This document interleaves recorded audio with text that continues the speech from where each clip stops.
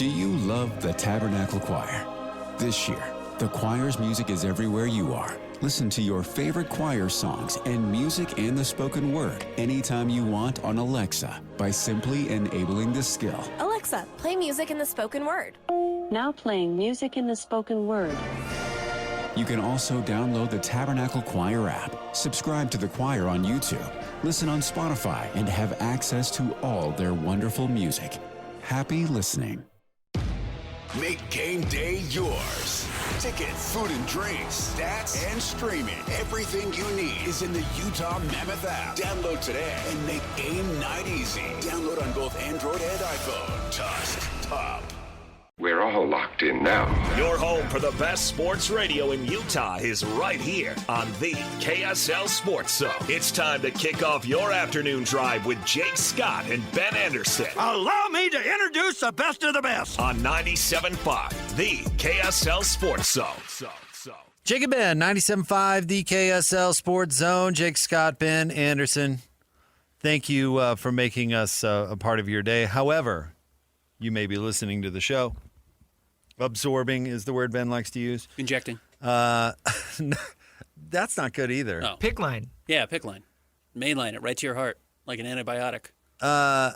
No. Okay. Inject sounds too almost, what am I looking for here? Invasive? Medical? No, like controlling.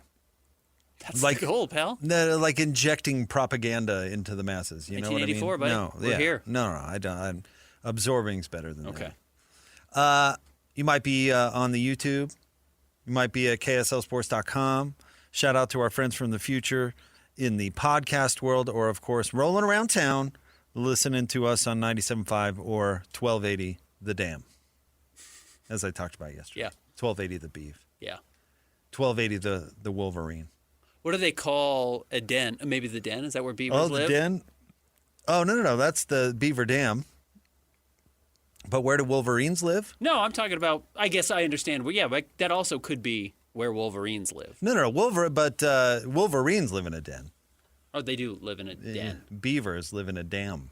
No, beavers build a dam. Yeah, they live there. You think they live in the dam? Oh, yeah. It's in the water. Why not?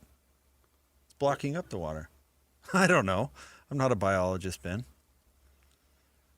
We did get a funny tweet. Did you see, speaking of us being the Wolverine station, did you see the tweet we got a while ago from someone labels themselves Live Outdoors? No.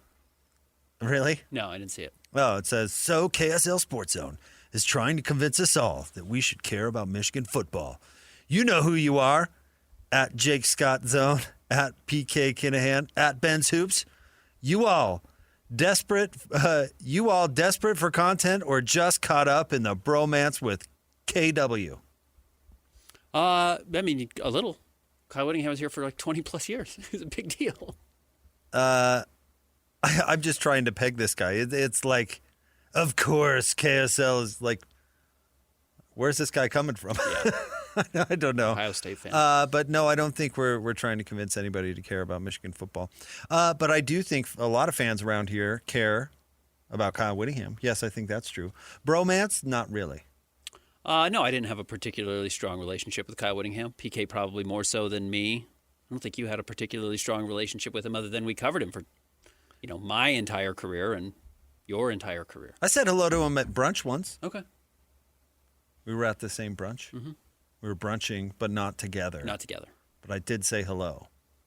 I think it was Easter. I think I said Happy Easter. Hey, Coach.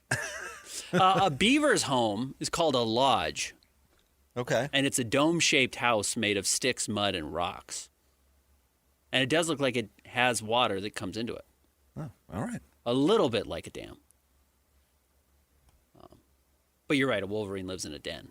So, 97.5, the den. Okay. Yeah. I'm sure. No, I actually quite dislike Michigan football, if I'm being You honest. are a Michigan, I think it's fair to call you a hater. Oh, for sure. Yeah. You didn't like them when we talked about them when Harbaugh was there? You liked the downfall of Harbaugh? You liked the downfall of Sharon Moore? I did not root for Tom Brady 1 second of his career for one reason. Mm-hmm. And that reason is, Ben? Played backup football at Michigan. He went to Michigan. Not rooting for that guy. Mm-hmm. I don't know why. Yeah. But I'm not doing it. And I am a little warmer towards Michigan. I always liked Kyle Whittingham. I thought his evolution as a person was one of the more interesting stories we've had locally over the last 20 years, going from chippy, hard-nosed D coordinator, which some of that obviously stayed, but like softening as a grandfather, picking up golf. Some of his evolution into a more well-rounded person, I thought, off the field was really interesting. I did think there was a moment where he was probably the biggest star in sports locally. I thought he was the best person at his particular job of anyone in sports locally for a few years there. He was a true superstar, I thought, one of the 5 or 10 best coaches in college football. I don't know if that's still the case. In fact, I think that's what's so interesting about going to Michigan. Is he that? Is he one of the 5 to 10 best coaches in college football? That's what I'm curious to learn. But, whatever. But he's gotten replaced. He will get replaced. Everyone will get replaced. Best 5 to 10 in college football? I don't know if I would 100% agree with that. He had kind of a maddening style. He won a lot of games in like an unappealing way. He was not a particularly flattering coach. His teams were not particularly flattering outside of they ran the ball and they stopped the run, which he talked about today at Big Ten Media Days. So, yeah, I mean, he won the league a couple of times. Good for him. I don't think he's unreplaceable, but he is a story. He was here forever. And like we said yesterday, I mean, we never saw Jerry Sloan coach somewhere else. We never saw Lavelle Edwards take the Detroit Lions job, you know? We kind of saw Rick Majerus at, what was that, St. Louis? Absolutely. But not at a big-time, gig. So, I don't know. It makes it at least interesting. I bet a lot of people, whether they admit it or not, will follow it. Absolutely. I think a lot of people would admit it. It's just not the people who are going to jump online to talk about it. But I will say to Live Outdoors, the whole station is not mounting a campaign to convince you to care about Michigan football. Do you think? I can assure you that that meeting never took place. I do remember there being a fear when Gary Anderson took the Wisconsin job, and then maybe even more relevantly with Kalani, the Oregon State job, that they were going to come in and start picking all the best players out of the state of Utah. And of course, and I mean that facetiously, everyone was going to want to leave Utah to go play at Oregon State because you got to go play at the Lodge. You got to get up there. Go play for the Beavs. You got to go play for the damn Beavs. You got to get up there. And that didn't really happen. There were some. I remember a tight end particularly that left and I think ended up transferring back. That was all. I mean, that always happens. It happens more now. When Utah, the running back coach that we were talking about that left Utah for USC, the fear was off. It was already all the best players out of USC or out of Utah. Bad news for everyone. That was already happening. It was already happening. As soon as Utah got in the Pac-12, everyone started recruiting. But you're right, even before then. Your fellow Highland Ram, Lodi Nada, did not play locally. No, he did not. He played for the Oregon Ducks. Correct. And that was, 2005? I mean... Before that, yeah. Before that? Yeah, 03, 02. So that was always a kind of a silly talking point. And Gary flamed out at Oregon State. I don't know if we ever had a chance really to to see the effects of a Utah guy, a quote-unquote Utah guy. And Kalani didn't take that job. Kalani didn't end up taking the head coaching job there. Man, remember how that ended? Remember Gary texting the columnist up there? And I think the columnist just published his text. I didn't predict that for Gary at Oregon State. If you had to predict how Kyle Whittingham's run at Michigan ends, what's your guess? Oh, the same way as Sharon Moore. That's easy. In a white Ford Bronco. Oh yeah, with, the butter knife and all. Michigan's helicopter chasing him down whatever the main road is. It's going to end in cuffs, just like Sharon Moore. With a butter knife in his hand, hands behind his back, in cuffs. Cop on his hand on his head, lowering him into a police car. I'd be surprised. That would be surprising. That would be a real shocker. But if I have to make a prediction, it's probably that. I bet it goes out with a whimper. Well, I bet what's the likelihood he gets fired? He has to leave Michigan not by his own choosing. I think he will be there for 24 to 36 months. I think everyone will recognize, like, okay, you cleaned up the mess. The drama is gone. Uh-huh. I don't think it's going to be either Jay Hill or the offensive coordinator, just follow them, Jason Beck, who ends up taking over at Michigan. They'll go get some hotshot, and one of those two guys will end up back in Utah at one of our local schools doing something. Or maybe at, New Mexico as the head coach. I don't know. But So fired. No, I think there is a built-in expiration date with Whit because he's as old as he is, because Michigan doesn't want a bunch of stopgap coaches. They're going to want to get a young guy who they think can be there for 7 or 8 years, their own Jason Day or their own whoever. DeBoer. That they don't want 60-year-olds. In fact, they didn't want this 60-year-old. They wanted a bunch of other coaches first before they got this 60-year-old. So, no, as much as we're going to talk about Whit right now, it's fleeting because I think it's designed to be fleeting. It'd be more interesting if Penn State hired Kalani. He might be there for a decade. There's no decade for Whit anywhere. Except for the whole Rosie Whit goes off into the sunset thing is the same lie we've been telling ourselves here for how long? That Whit would know the end? Oh, I'm not saying it's into the sunshine, that he's riding off peacefully. Yeah, I think they're going to tell him, like, cool, your contract is over now. He has more than a 3-year contract. I think he has a 5-year deal. Yeah, so fired then. Maybe Whit just says, hey, I get my guaranteed $40 million or whatever the deal was worth, and I'm happy to leave. I'm done. But what you're talking, I mean, you're trying to make it rosier, but what you're talking about is being fired. Okay, maybe. So, I don't know. I think Whit. I think that's more likely than a national title. Yeah, I agree. And I do think they have national title on the brain because Ohio State has national title on the brain because they won one in the last 5 years. Listen, and I don't mean this to be political at all, but when Joe Biden got elected, the idea was this is a stopgap guy. Yeah. Right, yeah. And then it gets down, it gets a little further along, and he's like, maybe I'm not so stopgap. Things are going well. And everyone's like, are they, Joe? Is it going okay?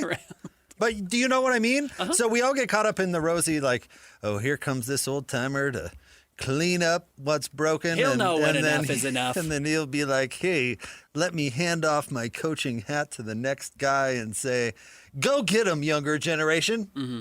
Which is exactly what we said to ourselves for the last 5 years he was at Utah. Correct. Well, his dad, how many times do we hear? Yeah, right. Well, his dad passed away at 64, so, he doesn't want to keep coaching and on and on and on. And maybe Whit thought that. And he actually, didn't he kind of admit it where he said, never speak your retirement into existence or however he implied that. Like maybe he meant it at the time. Like, I've only got 4 or 5 years left. But when push came to shove, he was like, boy, Kalani signed a pretty good deal to stay there at BYU. And you know what? I feel great. Let's run it back. You know what I mean? Yep. So I'm with you. I could see a couple of 9-win seasons, and all of a sudden Michigan fans are grumpy because they haven't beaten Ohio State for a couple of years, and they say, you know what's probably best? You not working here anymore. Mm-hmm. And they'll dress it up with some language. Maybe, and then hire somebody else. If it goes well, like if he's winning Big Ten titles, he'll be there for that full 5. I hear you, or I guarantee you, and he'll probably have his hand out for an extension. Is there a chance Whit coaches another team after this one? Mm-hmm. Yeah, a chance. Like he goes for 2 years, 3 years, wins. Let's see. Say he wins 26 games over the next 3 years, which is good. Uh-huh. That means 10 wins, 8 wins, and 8 wins. Just fine. It's not good enough to keep the job and get an extension at Michigan. It's good enough to get a job at TCU or Baylor or whatever if somebody else wants to bring him in. Ron McBride went and coached at Weber State. Frank Layden coached the Salt Lake City Stars. I do think that is hard to pull out of people. No, Mac is a great example, and actually a super positive story when he left Utah, there was a lot of feeling around that it was because he was a little bit older and had trouble connecting with the younger crowd. And, whether that was true or not, that was kind of the rap on it. I don't think Coach Mack stayed unemployed for like 10 minutes. He was the linebackers coach at Kentucky. Right. You're right. And he was there for 2 years. And then the Weber job came open. And he's like, heck yeah, I'll take the Weber job. Mm-hmm. He coached at Weber State, got run over on the sidelines, broke like, I don't want to say like his hip or leg or whatever. Suffered an injury. Coached the next game from the dang booth. Mm-hmm. These guys, and you know what? Coach Mack, in his 90s now, still has energy coming out his ears. Mm-hmm. I'm sure Coach Witt looked at it and said, man, I don't feel old. And I'm sure his father to him at 64 seemed so old. And he's like, I'm not that old. It's like the picture of the Raider guy and the picture of Tom Brady at 43 or whatever it was. What was that guy's name? George Blanda? Is that the guy's name? Yeah, I think you're right. There's he played for the Raiders at like 43, and so Correct. did Tom. Yeah. And you look at the side-by-side pictures. Looks like Blanda looks like Walter Matthau from Grumpier Old Men. Right.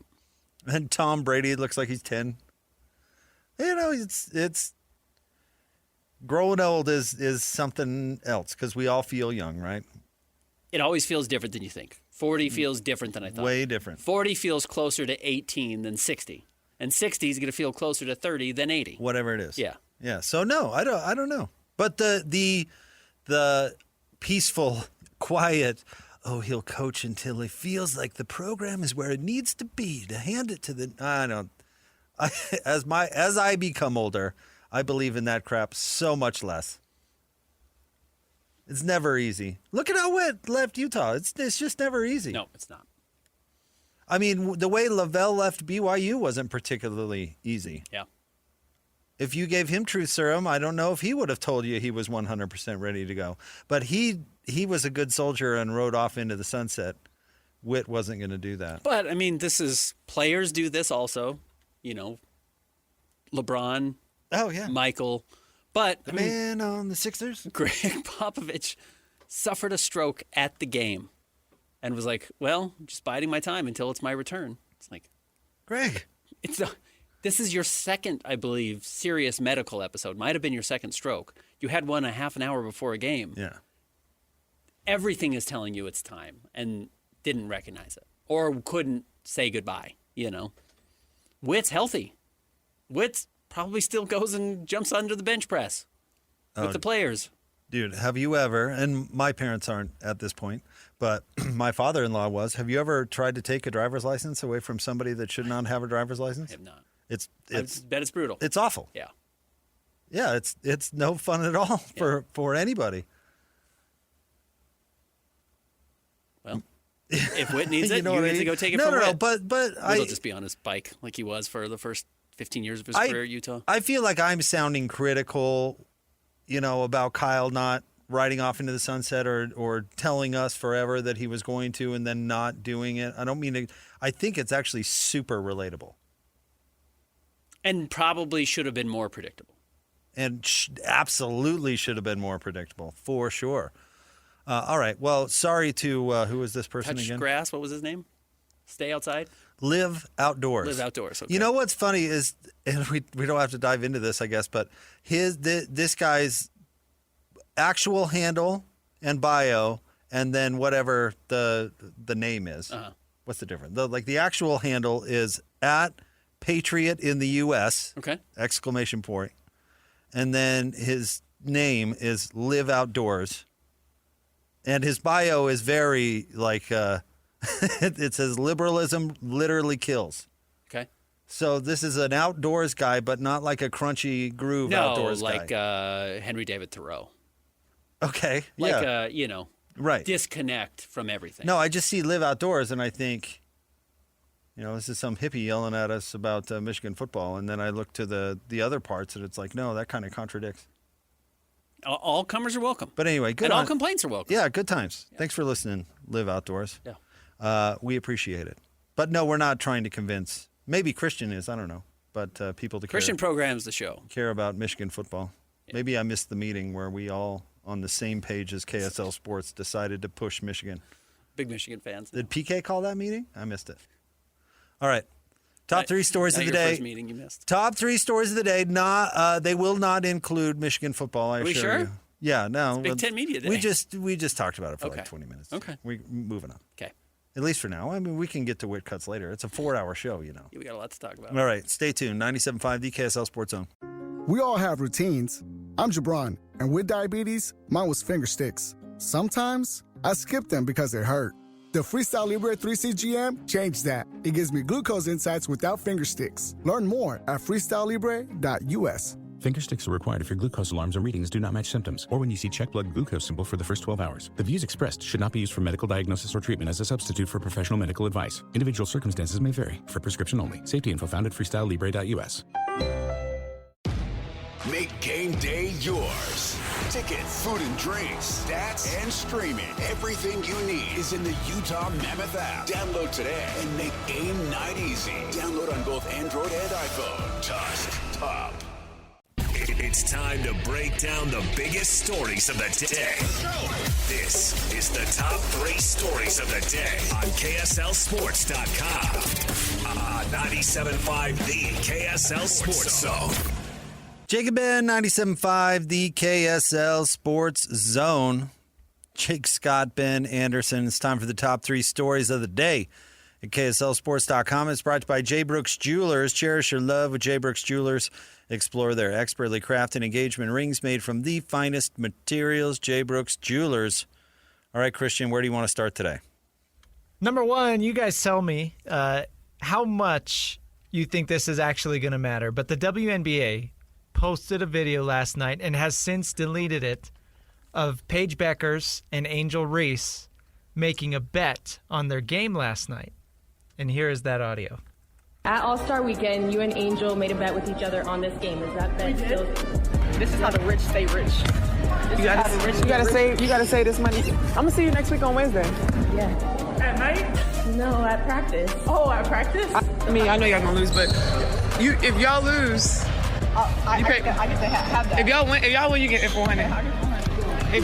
And if we lose, then you get to keep. No, you owe me 400. But I'm saying my man. So the WNBA posted a video of them talking about betting on, and there's money, and there was money involved, and this was born out of the All-Star game, correct? Uh-huh. My question is, well, 2 things. One, everyone knows about the planes. Everybody knows about, and what I mean is, like, they're just playing cards on every plane. Mm-hmm. And I mean, I'm talking about the NBA. I haven't covered the WNBA, but if they're doing it in the NBA with their per diem, why wouldn't they be doing it in the WNBA with their per diem? They're passing the time. They're super competitive people. Everyone likes money. This money is literally delivered to you in cash. They don't Venmo it to you, so you're sitting on the plane for these long trips. You probably want to play. We all know this has happened. So that's one thing. I don't know why people are up in arms about it now. But the second thing would be, why would the WNBA post this? How stupid are you? We all know this happens on NBA planes. You don't see the Utah Jazz posting photos of Jaren Jackson Jr. playing against Yusuf Nurkic on the plane, or whoever plays. I don't know who plays, but somebody's playing. Mm-hmm. So why would the WNBA post this? How stupid do you have to be? Well, one, this and playing Boo-Ray on planes are unrelated. One is not related to the other in the slightest. The rule is you cannot bet on basketball, specifically a game you are playing in, period, end of story. They're not playing Boo-Ray on the plane. They are not on the plane. The rule isn't you can't play Boo-Ray on the plane. The rule is, Ben, you can't bet on the game. Correct. So I'm not buying. Legally, you probably can't be playing on the plane either. But I don't know. Cash games? No, you can't be holding your old cash games. I don't know. Is it like if you're in the air, the rules are the same like you're at sea? Not at all. International airs. Yeah. No, it's not a thing. You have to get out to space before that applies. I don't think you're flying that high. But what if you're flying over Nevada? Yeah, then maybe then. I don't think that's how the law It's works. like goaltending. There's an infinite line that goes up on the boundary of the rim or the state line. That imagine as long as you're over that territory, you can gamble, sure. Regardless. You cannot buy mini bottles in Utah, but you can buy mini bottles on a plane flying over Utah. So I don't know if I really buy into what you're saying there. So that it would be illegal. I honestly have no idea how that works. But this is not that. Federal regulation. This is not that at all. This is betting on a game that they're playing in. So Angel Reese won, by the way. But to minimize the infraction is honestly frustrating to me. To minimize the infraction by saying, "Oh, it's just gambling. These are adults who gamble all the time," frustrates me because that's not what happened. What happened is the rule was broken. I don't care if they're betting money with each other on the game of war. Makes no difference to me. You cannot bet on a game you're playing in. You cannot bet on basketball. That is the rule. Now to your second point of why the WNBA would tweet out about it. And the answer is because they are the worst run league in sports. They are so awful and so terrible at their entire existence. It's amazing that they still exist. Amazing. You own gold. Gambling is the hottest topic in sports right now. It is the focal point of sports. To own goal yourself by tweeting out a video of two of your star players breaking the rule that everybody is talking about is so hilariously bad. It's almost like somebody wrote it, and we're going to see a Netflix comedy about this someday. Like some flighty social media person that accidentally sank an entire basketball league because, I don't know, they weren't paying attention or they didn't know the rules or whatever it is. Outrageous. Can I make a prediction? I bet the WNBA ends up going back and enforcing some rule here. I bet you they end up going back. That's not the news today. Today says they're not punishing anybody. Well, would be the first time anyone's ever changed their mind after coming out with the decision. Like, I don't care that ESPN said that today. I bet you the pressure for exactly what you're talking about, because yes, if you Google or Twitter search Paige Beckers or Angel Reese, everyone's like, how is this any different than Sorsby? How is this any different than Pete Rose? I won't be surprised if the WNBA starts to feel some pressure of this, hoping they could get away with just deleting a tweet. And the fact that, as we learned in the social network, the internet's written in ink, all this stuff sticks around. If they go back and say, hey, we actually do have to do something about this. It would not shock me if some idiot PR person came up with the idea that says, hey, you know what would make a good video is if these two guys bet a couple $100 on the game, and then we can put it out there. Imagine how dumb you have to be an idiot. You have to be so dumb. Yeah. Ben, I've had to, when I worked for the Millers, I had to sit through that gambling thing every year. Angie did too, I'm sure. You have to sit through that thing where Sam Harkness stands up there, the attorney for the Jazz at the time, and gives an hour presentation entirely on this subject. Can you imagine if you worked for the league? Absolutely.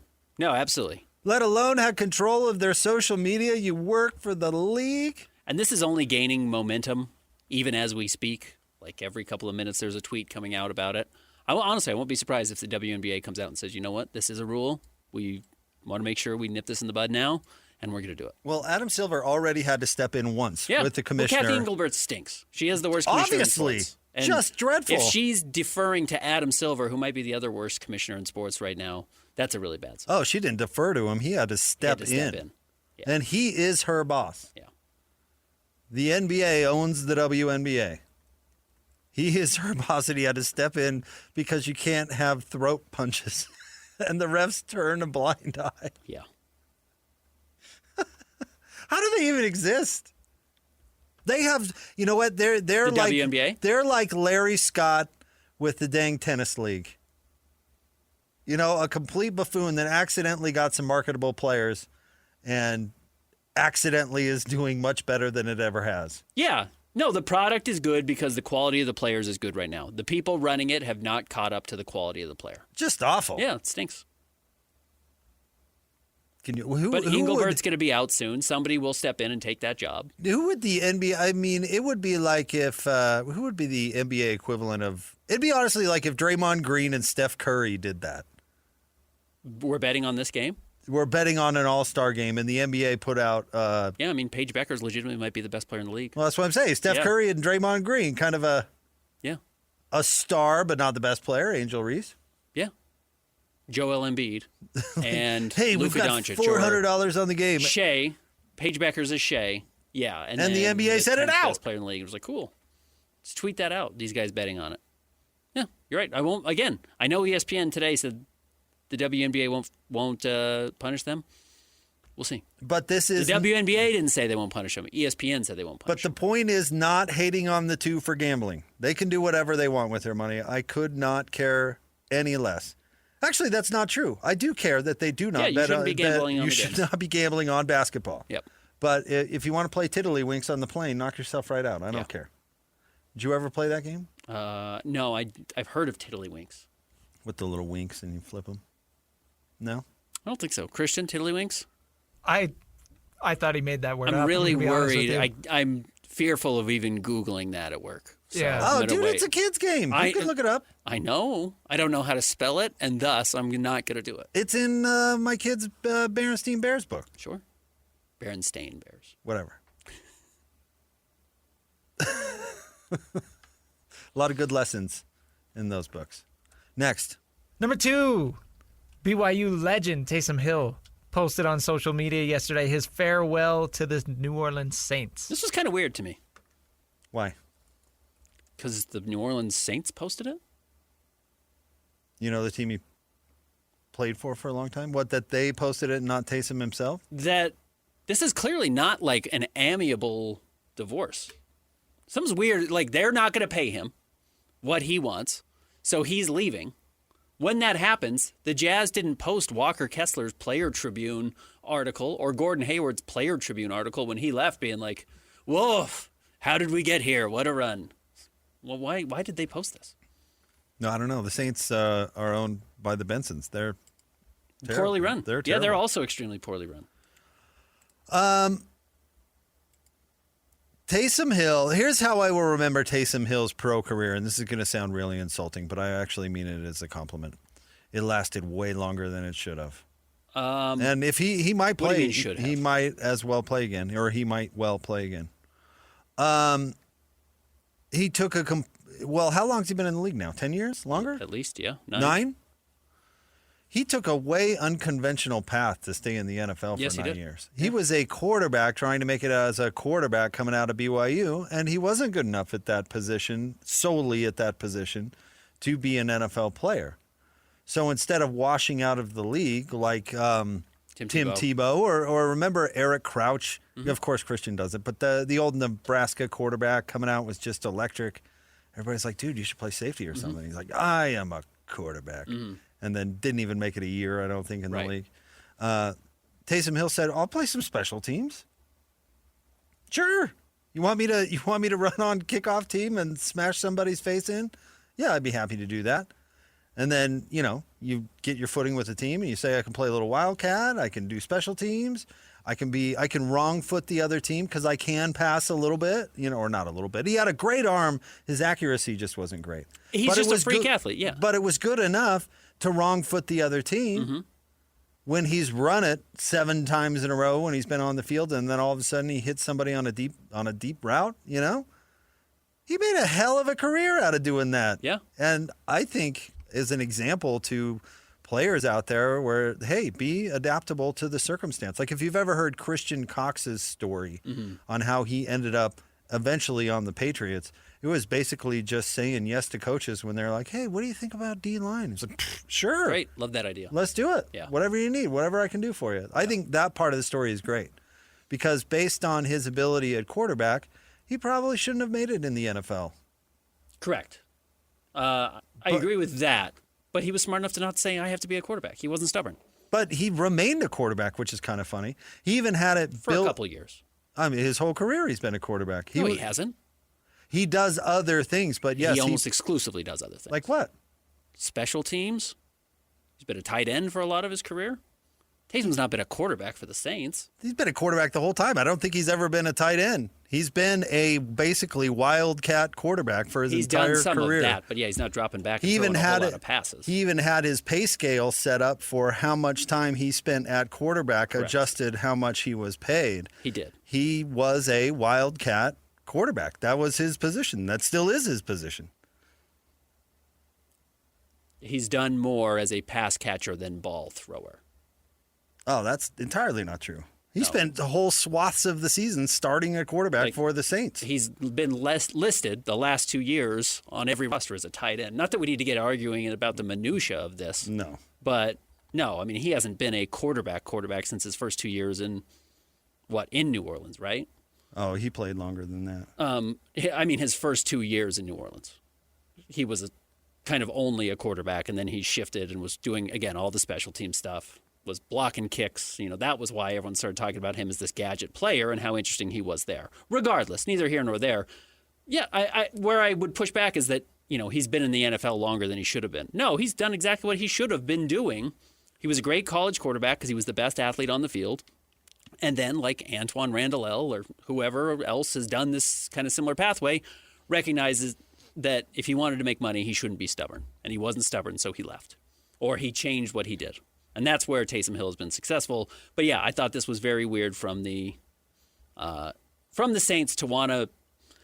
I think it's nice to publish his comments, though it certainly kind of seems like, as we were talking about with Whit in the first segment, they're kind of telling him to move on, that they're done with him. So I thought that was weird. Next. Number 3. Sounds like LeBron James will be teaming up with ESPN for Le Last Dance. A Last Dance style documentary, Ben. Everybody has been saying, it's going to be a Netflix doc. Incorrect. ESPN will be at the helm. Or will at least air it. LeBron's own people are probably making it, I would guess. That's basically what Michael Jordan's was. Yeah, I would imagine he gets a huge cut of it and gets production credits and, gets points on it, and then ESPN will air it, which, it's fine. I'm sure it just went to the highest bidder. Yeah, probably did, but it does confirm that it's going to happen. And I think it's going to be a disaster because I don't think that they're going to win the title. So the question to me is, does he do what Michael did and sit on it for 20 years because he doesn't want to release it? Or does he run right in and release it? I don't think LeBron is comfortable stepping out of the spotlight long enough to allow 4 or 5 years, or Michael Jordan's case, 20 years. So we're gonna watch Le Doc like next year. The day he retires, the Le Doc will start to come out. Yeah, no question about it. It's going to be an 8-part series. It's going to fill an entire summer the same way he just filled this entire summer with LeBron James free agency. And then he will move on to team ownership or whatever he's trying to do next. But, yeah, I do not expect that. If he is trying to accomplish something like Michael Jordan, that's a terrible idea. What made Michael's doc truly magic? That COVID was going on and there was nothing else to watch? No. Which I do think that was a huge part of it. I think that was enormously No, but why was it appealing? Because it was nostalgia. It was you and I looking back into the 90s saying, oh, I remember that. Oh, I remember that series. Oh, the glove. And then you see, them in today's talking about the throwback to it all, right? If he releases the Le Doc next year, it'd be like, what? Yeah, exactly right. That just happened. It's what we're talking about with the live-action Moana. Yeah, there's no nostalgia whatsoever there at all. I mean, he'd be really smart if he sat on it for at least 5 or 10 years just to give it a little bit of a... The other part of it that made it magical with Michael, other than, yes, the nostalgia, and yes, the COVID, there was nothing else going on to watch, was that Michael was so notoriously private, we didn't get this type of access to Michael. LeBron is everywhere all the time. LeBron is all over social media. You can't get away from LeBron. So if the idea is, I'm going to retire, and then you're going to see a documentary about me, it's going to be live-action Moana. We haven't had enough time to stop thinking about LeBron. It's just going to be continue to shove down our throats. Exactly. And I don't think people want that. I mean, it might have a little nostalgia to it in that LeBron has played for 20 years, and I'm sure that Le Doc will be about more than this year, the way that The Last Dance was about more than just the final season. So there'll be a little bit of that. And that might be another reason why they ended up with ESPN, because ESPN owns all this all the footage already. Yeah. Netflix hasn't been around that long, certainly not covering sports that long. So it's just they have the archives built in. And can turn it into an ESPN propaganda piece, Absolutely. too. No question. Let's look at Rich Eisen on his opinion on LeBron James in 2007. A lot of that. Yeah. Yep, no question. All right, stay tuned. We'll have more Jacob and coming up next, 97.5, the KSL Sports Zone. If the world were like a Sleep Number mattress, everything would adapt for your comfort. Your coffee would never get cold. Your flight would always be on time. And your mattress would always respond to you and your unique sleep needs. Sleep Number mattresses are designed to respond to your body and shift with your changing life, helping you fall asleep faster and stay asleep longer. To experience a whole new world of comfort, visit a Sleep Number store or go to sleepnumber.com. Sleep Number.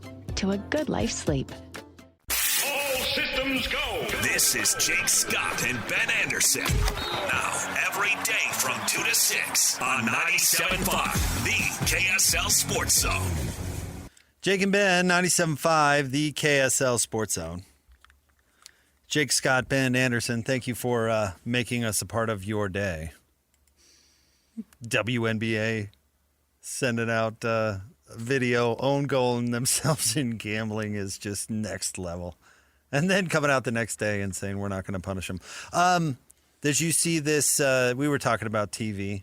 And there's a Chicago TV station, WGN News, that was doing a story about Kyle Shanahan and his accident. Mm-hmm. And with the story, they had, what do they call it when they put up a picture? Was it B-roll or whatever while they're talking? They put up a picture of Kyle Shanahan, but it's a meme with Kyle Shanahan's face on the, I guess now infamous picture of Mitch McConnell in the hospital with his wife. Is that with his wife? Mitch's wife Yeah. in the red and white kind of checkered shirt? Yeah, where everybody was concerned Mitch had passed, and they sent out a picture to say no, he's still with us. And so, anyway, that made it on to WGN News, and I just wonder. How that stuff happens. That's all. AI is going to make this so common. And we'll have to get better at checking, is this a real thing? I mean, obviously you should have recognized that. The second you showed me the photo, I realized, oh, that's Mitch McConnell's wife. Yeah, it's that a photo meme. has been everywhere for the last 2 weeks or whatever it is. I'm sure that Kyle Shanahan meme has been everywhere for the last 2 days. But I do, you do worry that AI is going to get the same way fake Twitter accounts still continue to catch people, NBA Centel or whatever, about fake trades or fake Shams Charania reports, still seem to catch people every trade deadline because people are hungry to report the news or aggregate the news. But yes, in this point, it's just like, you're just going to have to be a little bit more thorough about where did this photo come from? Did I just Google image search Shanahan Hospital and use that? I showed you the worst one ever, hoping that it was the same TV station. Chicago outlet? And it was not. But they were doing a story on the new Cubs mascot and put up a cartoon picture of the mascot. Because the Cubs mascot is doing the Winnie the Pooh thing. Yeah, it is. Porky Pig in it. It doesn't have has just the shirt Tops or whatever. only. And so somebody drew in something very inappropriate. But it makes it into the newscast, and it stays up. And it's for and way it stays too long. up forever. It's like, how did that happen? Did nobody double check the random photo they just pulled off the internet? I do like that at some point that conversation was absolutely had when they were unveiling the Cubs mascot of like, okay, there's the shirt, there's no pants. Do we need to have pants? Should he wear shorts? Should he wear pants like the team wears? Should they be, the short pants, the old knickerbockers that everyone used to wear? Is it a Winnie the Pooh situation? I mean, these actual millionaires having to have these conversations about what the Cub mascot would wear as pants, specifically for the reason we're talking about of the other old photo. That ended up on a news outlet. I'm telling you, I hope the KSL Channel 5 graphics folks are on point. Be weary out there. But Larry H. Miller, rest his soul, and Gail Miller at one point had to sit down and say, what's Jazz Bear wearing? Is it just a Jazz jersey? Does he have shorts on? What's going on there? And he does wear the Jazz shorts. He's got the whole uniform. And you know what I will say? Team shorts. Put them in pants. Put your mascot in pants. I got to be honest with you. I've never given this a thought. I haven't either until now. No, until life. now. And now I'm glad Jazz Bear has shorts, so we don't have to talk about what's going on otherwise. On the list of things that I don't care about, which is quite long, mascots are definitely mascots and jerseys are two very high on our list of things we don't care about. I do not give the Combining slightest. the two, apparently I have more interest. Apparently. I'm kind of shocked. I think all of our major mascots are properly clothed. Bumble. What would be improperly clothed, Christian? Well, like we were talking about. Why are we thinking about mascots this way? I think Tusky is he's fully decked out, right? I don't know. I've never given it a second thought. I don't know. What did Grisby wear? Who's Grisby? What do you mean, who's Grisby? You never been to a Grizzlies game? He's the mascot for the Utah Grizzlies. Grisby. Rest in peace.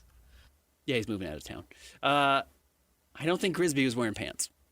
So, no, Christian. Not all of our local mascots were rocking jorts or whatever. And I'm fine with that. I was wrong. Bumble just has a jersey on, no pants. I think I'm team pants. It doesn't matter. I'm flabbergasted by this conversation. I had no idea that this is where we were going to end up. Well, I mean, you brought up the Cubs story. And you went. That was absolutely informed by this decision. I mean, reason you went right to like executives talking about whether or not to make the mascot anatomically correct. No. I don't I'm not think talking so. about anatomically correct. I'm just saying, do I prefer my mascots in shorts? I mean, they're wearing. Why do they have jerseys on? To show the logo of the team. Okay, so yeah. Why does Winnie the Pooh have a shirt on? I don't know. Just get a tattoo. I don't give it a second thought. I'm just saying, yeah, maybe they should. If you're going to wear the jersey, just wear the full uniform. That's my thought. Otherwise, no jersey. I just want a bumblebee running around. We'll be like, well, yeah, it's the Buzz or the Bees or the Stingers or whatever they were in this iteration when Bumble came about, I should say. If they're going to put him in a Bees jersey, I'd say throw some pants on him too. All right. Who knows what we get into coming up next? It's Jake and Ben, 97.5, the KSL Sports Zone. Not only do these guys give you the best Jazz coverage in the market, they've got you covered with the Mammoth, the Cougars, the Utes, and the Aggies. This is Jake Scott and Ben Anderson on 97.5, the KSL Sports Zone. Forgot about that Dan Quinn got that job. Yeah. The head commie. New coach of the commies. Apparently, we can play the sound now. Apparently, Keyonte George dropped by the commander's practice, the commie practice, if you will. The commissar. No, that's something different. You want to hear what Dan Quinn had to say about Keyonte George of the Utah Jazz? All right, let's play that sound. Go ahead, Christian. We had a basketball coach and a player come in this past year, and they were here as like guests for the day, and his scoring percentage went up. This was his third year in the league, and so I'd asked him what was the difference, between like going from like 6 points to 12 points to 23 points, and I thought it was going to be, man, I put up 1,000 shots, and I'm sure that he did, and his response was, I got in crazy shape. We talked about that as a team, about what that looks like at your positions. And sometimes you think it's so much of the skill and this part and the shooting, or I got to get this much faster or this much stronger. Crazy shape. And so I'm hopeful when you see some of the team today, I think you will see some of that. Do you recall who the head coach and the NBA player were that spoke to the team? Keyonte George was the player, and he and Will Hardy were guests for a day. It was him. I had asked him the question because I was super impressed by what took place for him in year 3. To go from one spot to the next to the next. I said, you played 2 years. Did you think you were in good shape? Obviously he was playing in the NBA. It's like the best. So he thought he was good, but there was another level to go to. And that was my message, to say, in these 5 weeks, there's another level that we all can get to. He mentions Will Hardy also being there, has done a lot of this. He's gone and met with different coaches of different sports. He went down, he kind of made buddies with the Tampa Bay Lightning head coach, which led to people believing that maybe, because Ryan Smith's also friends with him, that he would come and take over for Coach Bear with the Mammoth. That was kind of rumored for a little while. But Will Hardy has done this. It's not, I guess, terribly surprising that Will would go and meet with the Washington Commanders. Will is from the Virginia area? Yeah, Carolinas? I think he is. Maybe it's the Virginia area, whatever it is. So he's from that area. That would make some sense. I'm sure Keontae's following around. Keyonte, though, is taking his professionalism very seriously. Keyonte is taking his growth really, really seriously as a player. I want to know what you think of his answer. There are two things that Keyonte has done very well. One is gotten himself right mentally, and he has talked about that a lot. And Will Hardy has talked about that. And I don't know exactly what it looks like other than Keyonte has said publicly he's gone and talked to the Jazz's sports therapist, and that it was nice to talk to somebody who's not going to judge you for whatever you're going through. And I don't know what that meant, but I'm not going to pry. If Keyonte wanted to tell me, he could. He doesn't have to. But he said he went and kind of just got right mentally for his approach to the game and wasn't worried about everything else or what his – I don't even know if he's mentioning his past or whatever his life had been, but got right to be where he is today. And then – But he didn't say that. He said he got in best physical shape. He got in, took it to the next level physically. I actually think what you're saying is kind of related, but I was surprised he didn't say, well, I adjusted my attitude or any of those sorts of things. He said, I got into the best, I got right physically. I got into the best physical shape that I could possibly get in. He didn't say the 1,000 jumpers. He didn't say the sports psychologist. Right. He didn't say my teammates or anything like that. He said, like that, I got in the best physical shape I possibly could. And the backstory there is that Keyonte had been a yo-yo dieter as a high school and college player. Mm-hmm. Like somebody had told me he was like 40 pounds overweight at Baylor. Just crazy. It's really hard for young people to gain weight while you're also running around nonstop on a basketball court. It's hard to put on weight. Apparently, it's not for Keyonte. He is one of these guys that can put on weight quickly and would eat really crappy, and it would just stick to him. Some guys, Andre Karolinko notoriously talked about it a lot. He's like, I'm trying to put on weight, guys. I'm trying as best I can. Was he? I don't know. But some guys really try to put on weight, and it doesn't matter what they do. They can't. Keyonte has the opposite problem. He needs to fight to keep weight off, and he kind of got a handle of that. My understanding is his girlfriend, I don't know if he still has a girlfriend or what, but played a huge role in that as well, of like, hey, you're sitting on a lottery ticket. You need to take advantage of it. And he has taken it seriously and has gotten himself in extremely good shape.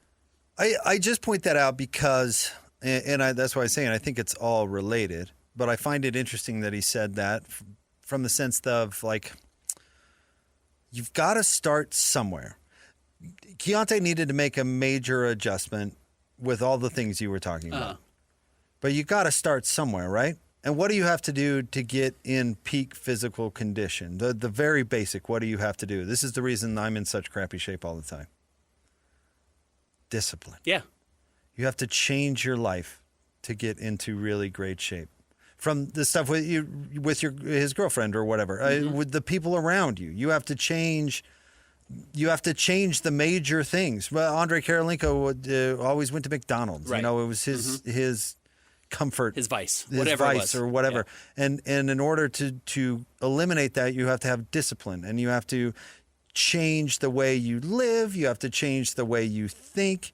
You have to do things. This is the great part about exercise, right? You have to do things that you don't think are possible or work toward things you've never done before. It's not just simply, I snap my fingers and all of a sudden I'm in the greatest shape of my life. It's, I had to change everything and I had to work really, really hard, and I got into the best shape of my life. And what do you know, Ben? All these other good things started happening for me. He was probably more disciplined with his practice on honing his skills because he had to be disciplined in order to get himself in the best shape of his life. In order to make an adjustment like that in your life, you have to grow up. You have to have a different kind of mentality. I just think that's a really fascinating answer, and I don't even know if he was trying to be all that interesting or revealing or whatever, but he said, because I did not think that about Keyonte last year. If you would have asked me what was the reason that he got a lot better, I would have said a bunch of touchy-feely stuff about growing up and maturing and all this stuff, or what Coach Quinn said there, he probably took a zillion shots and he probably went to work out with Luka Doncic in Serbia. Or, Whatever, yeah. That's not the first thing that he said, or not what he said to the commies. He said, I'm in the best shape of my life. I think that's pretty insightful, honestly, and probably had great byproducts for his game, but you always have to start somewhere, you know? Exactly to your point. And I can't remember if he told me this or if I read this or listened to it on a podcast or whatever it was. But Keyonte also said one of the big differences was on non-game nights, he started going to bed at 10 o'clock. Discipline. Because what do you do after 10 o'clock? He says you're snacking. Maybe he's drinking. I don't have any idea. They're playing video games, not sleeping. But you're not sleeping and you're just snacking. I mean, he specifically said he would stay up late and eat food late at night. And that's the worst time to eat because then it just sits in you for 12 hours before you get in. I mean, that's why adults gain weight. You start staying up later. You eat crappy after 10 o'clock. You don't move, and the weight just sticks to you. Keyonte said, I started going to bed earlier, and when you go to bed earlier, you can't take in 400 extra, 600 extra calories at night just sitting on your couch watching basketball, playing video games, doing whatever it is. And he said that was a big part of it. So again... Well, not to mention, when you go to bed at 3, what time do you wake up? Correct. And if you are still having to get up at 8 o'clock to go to practice, you're not practicing well. So the point of what you're saying is he did the one thing that unlocked probably everything else. That's exactly my point. And getting in shape was the one thing that unlocked everything else. And it was being serious about, when am I going to bed? Am I getting enough sleep? Which, by the way, is a huge thing for athletes, specifically the Utah Jazz. We're bringing in sleep specialists for a long time, but people kind of realize this is an easy way to fix your life that doesn't require 1,000 jump shots a day. Are you actually healthy with your sleeping patterns? So when you are at practice, you're getting the most out of it. All of that stuff is linked for Keyonte. So yes, while the mental health part of it is there, while learning, having just been through the NBA, understanding the tendencies of every player you go against certainly helps and is part of it. There are guys who play in the NBA for 3 years and don't get any better and leave because they don't take it seriously. And Keyonte has begun to take it seriously, which is why when we've kind of not had debates but talked about, like, do we actually believe in Keyonte George's growth to be more than whatever Colin Sexton did or some of these guards who put up big numbers and never get better. Anthony Simons is a good example. Some of this approach makes me think there may be more there to this. It's more real than some other players. And still, it has to happen on a winning team. I love any chance we get time we get a chance to bring up Hot Dog. And when you asked him about being fat, which you did right to his face, you said, "You're a fat guy," and who's also an NBA player. How is that working out for you? And he said, "Oh, I'm good with a little ballast. That's part of me. I've always been a bowling ball kind of guy." That's a terrible answer. Yes, and it's wrong. And it's wrong. Yeah. It's a terrible answer. And I'm not saying that you have to all of a sudden turn into LeBron James, but you know, if history is any lesson to us, you really can't have a body type like that and make it in the NBA. Like that? But it was kind of accurate to how he played on the floor too. I'm not going to play disciplined team basketball. I'm going to play. Would I rather stay up eating donuts and watching Cartoon Network? Yeah, that's how he played. Correct. You know? Right. It was all empty calories. Quite literally, his life was empty calories. Right? So now you come away from Hot Dog's answer to you about being a fat guy and saying, oh, well, maybe it works for him. It doesn't. There's all sorts of reasons he's not in the league. I would guarantee that's one of them because in order to lose that weight, you have to be disciplined. You have to form good habits, and you have to do all these things that are hard. And I think a lot of players, and here's what you're talking about, players that wash out of the league, don't want to do hard things. A lot of humans, a lot of us, absolutely don't want to do hard things. It's why most people aren't professional athletes. It's not an easy thing to get into. My wife and daughter are bugging me about climbing. You know what? I don't want to be a climber. You know why? It's hard. It's hard work. It's really hard. Yep. No, you're exactly right. Hey, I will tell you, and maybe I'm speaking out of school a little bit, but I had somebody who was talking to George Niang, and I think he was in Cleveland at this point, and George told this person, "Oh man, life's good." George had just signed kind of his first real contract, got like $5 or $7 million, whatever it was. This was only a few years ago, but George was like, "Life's great. I'm out of shape. I don't play. I just signed my huge contract. It's great." And like 3 years later, he was out of the league. Like, I think those were related. I think George worked really hard to get into better shape when he was with the Jazz or with Philly or whatever it was, and got his money and said, I'm out. Back to empty calories. Yeah. Empty calorie George. And literally, got traded by the Jazz to Memphis. I know he's got a foot injury, but he told us off the air, it'll be better by November. Never played for the Jazz. Got traded, never played. We'll see if he comes back next year. I haven't heard anyone talk about his name as a free agency at all as a free agent this offseason. So maybe he never does. And I guess it has something. I would bet it has something to do with, are you in shape or not? Dude, Greg Ostertag took Shaq out of a playoff series. Mm-hmm. He did. Yeah, he took absolutely. Shaq at the peak of Shaqness, not even rookie Shaq. Right. But Lakers Shaq yep. took Shaq out of a playoff series. Signs a 6-year deal. A 6-year deal, which interestingly enough was only $36 million or something. It felt like a lot. It was $6 million per year. I can't remember what the math was, but it was a great contract at the time. Mm-hmm. Great contract. That dude retired the day he signed it. Yes, he did. In fact, I don't know if it was the next training camp or the training camp after where Karl Malone called him a fat ass in camp. Uh-huh. In camp. Yeah, that dude retired as soon as he signed that. Because you know what? Keeping yourself in shape at that size and being a dominant NBA center, it's hard. Taking Shaq out of a playoff series is really hard. Google Mehmet Okur 2004. Oh, when he first signed with the Jazz? When he first signed with the Jazz and couldn't remember. play. He had a black eye because he'd taken a major elbow, and it seems like it lasted all season.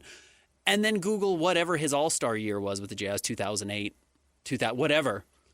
He looked totally different. He got into great shape. He became an awesome NBA player. He's not a perfect player, but he maximized what he could do physically because he got into great shape.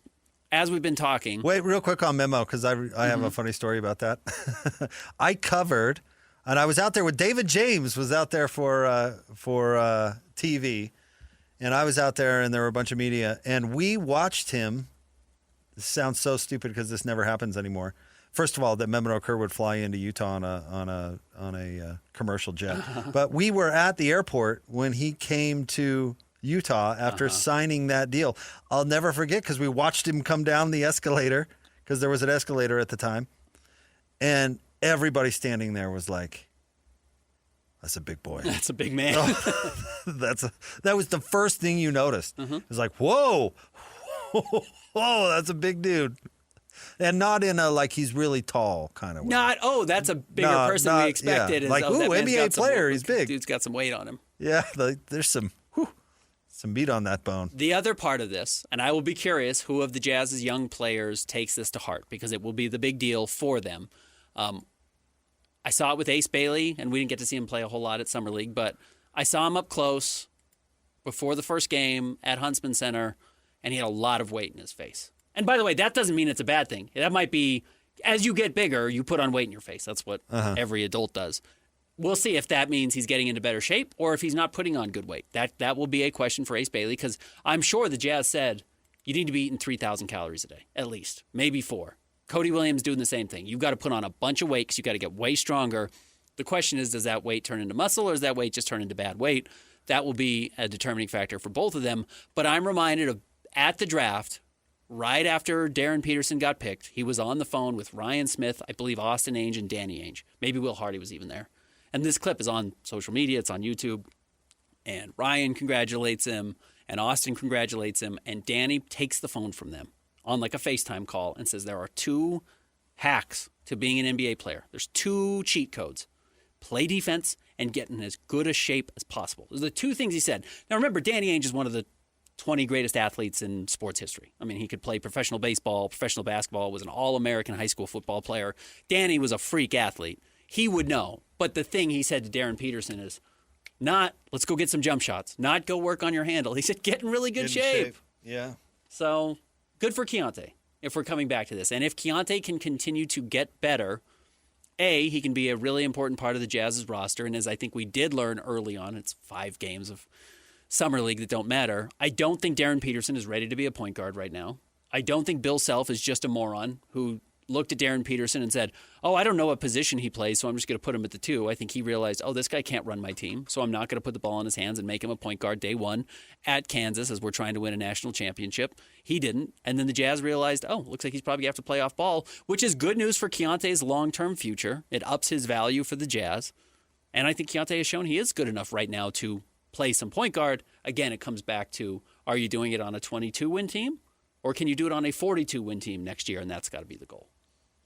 That may be true about Darren Peterson, but I'm not going to – the Bill Self thing I'm not going to use as evidence. Well, we don't know. The Toop is sees it. The Toop, I mean, these old crusty coaches that just make players fit into what their system is as opposed to adjust what they do to the players is remarkable. Not that well, maybe I won't use that example, but I know of a young phenom player, high profile, that picked a blue blood college basketball program with a stuffy coach that did not adjust what they were doing, and it totally damaged this young player's career. Yeah. I'll tell you off the air, and you'll know exactly who I'm talking about, because they didn't use him in any way, shape, or form correctly because this coach was just stuck in their ways. You know what I mean?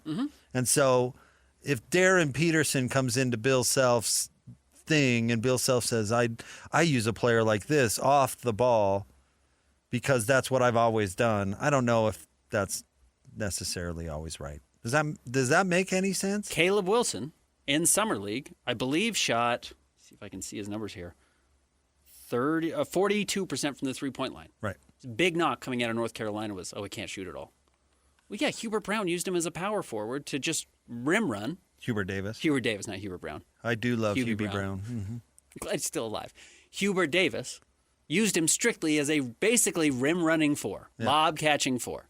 Didn't allow him to parade around out at the three-point line. He took a couple, but wasn't getting a lot of threes throughout his college career because he was bigger, stronger, more physical than everybody else and could just dunk on everyone, led college basketball in dunks, which, by the way, honestly, that's not a bad design by Hubert Davis. You're bigger, stronger, and can jump over everybody. Just go finish at the rim. That's really beneficial. But if you were going to base everything you knew off of Caleb Wilson on what Hubert Davis did, you didn't know what Caleb Wilson actually could do, to your point, and now Hubert Davis does not have a job. By the way, NBA teams did know that there was more to Caleb Wilson's game than what Hubert Davis showed.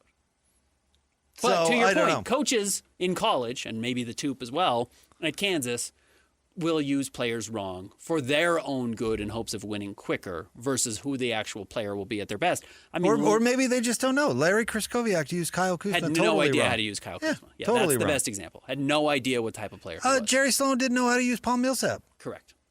Right. And then he goes to Atlanta and he starts shooting threes, and all of a sudden he's a four-time All-Star. And it's not like Paul wasn't good under Jerry, but he did not maximize him. He did not have the vision, and Ty Corbin didn't either, for that matter. The vision of Paul Millsap as a more versatile player, that wasn't. They didn't have him pegged for that. Right. So I don't know. College coaches aren't always know-it-alls. No, but they pretend like they are. NBA coaches aren't either. Dude, Kuz, is probably the best example possible because he started banging threes like his first summer league. All of us were like, "What?" Yeah. Oh, his best thing that he was doing. The Lakers, because he was playing on that team that won a title. He was like off ball, crashing the glass, cutting to the rim. It was like, I never saw. Now, he was playing with LeBron. I get that LeBron was not playing for the Utes when Kuzma was there, but like even the style of play was not even remotely what Kuzma was actually ended up being good at. And I know Kuzma has become a bit of a joke in the NBA. He's also made $150 million, so he has some value. But yes, Kryskowiak had no idea. Oh, no, Kuz is a good NBA player. Anytime Utah has had a good NBA player, they've gone to at least the Sweet 16, with one exception. Old Kuz. Yeah. Did they make it his freshman year? He might have been on the DeLon Wright on the team. He might have, you're right. But that he doesn't was not count. The star. No. I mean, I would say they totally underachieved with Kuz. Because, I don't know, he never made an all-star team probably, but. I don't think they made the tournament his final year at Utah. Crazy. Been in the league forever. It's a huge wing, yeah. Has been as good in the NBA as Andrew Bogut. Was an all-rookie team player to that point. Was ready to contribute. So. Misused, yeah. So I don't know. I'm not sure what Darren Peterson's point guard acumen is or is not. I think his turnovers in Summer League would probably alarm most coaches, but part of that, he said it was about they told him to be aggressive, and that's what he was going to do. Kyle Kuzma's first year in the NBA, which was not when he won his title. He won a title in his third year. His first year in the NBA, he averaged 16 points, 6 rebounds, and 2 assists. It's like a good player. The fact that right away, the fact that he didn't do anything at Utah is I don't even know if not a glowing endorsement. Was he even all conference at the end? I doubt it. He was not that highly thought of until he went to the draft combine and played in the play-in game, which was how lowly he was thought of. Remember, if you're any good, you don't play in the scrimmages at the combine. You sit out. You're only there to get measured, and that's it. He played the first half, I think, of the first game, and was so good, they pulled him out of the game. He said, yeah, I'm going to be a first-round pick. It doesn't matter. He still ended up going, 27, 28? It was late first, yeah. 27th pick overall. His second year in the league, he averaged 18.7 points, 5.5 rebounds. Again, yeah, dude, Kuz is really good. Yeah, Kuz has turned into a little bit of he's a strange person, clearly. But he is 30 and playing in the NBA, and he got drafted when he was 22. Dude, and I don't know anything about Kuz or his weirdness. I have no idea. But I know he's a good player. The biggest knock on his career is he became an overpaid player. And when you become an overpaid player, people all of a sudden start misunderstanding your abilities. Yes.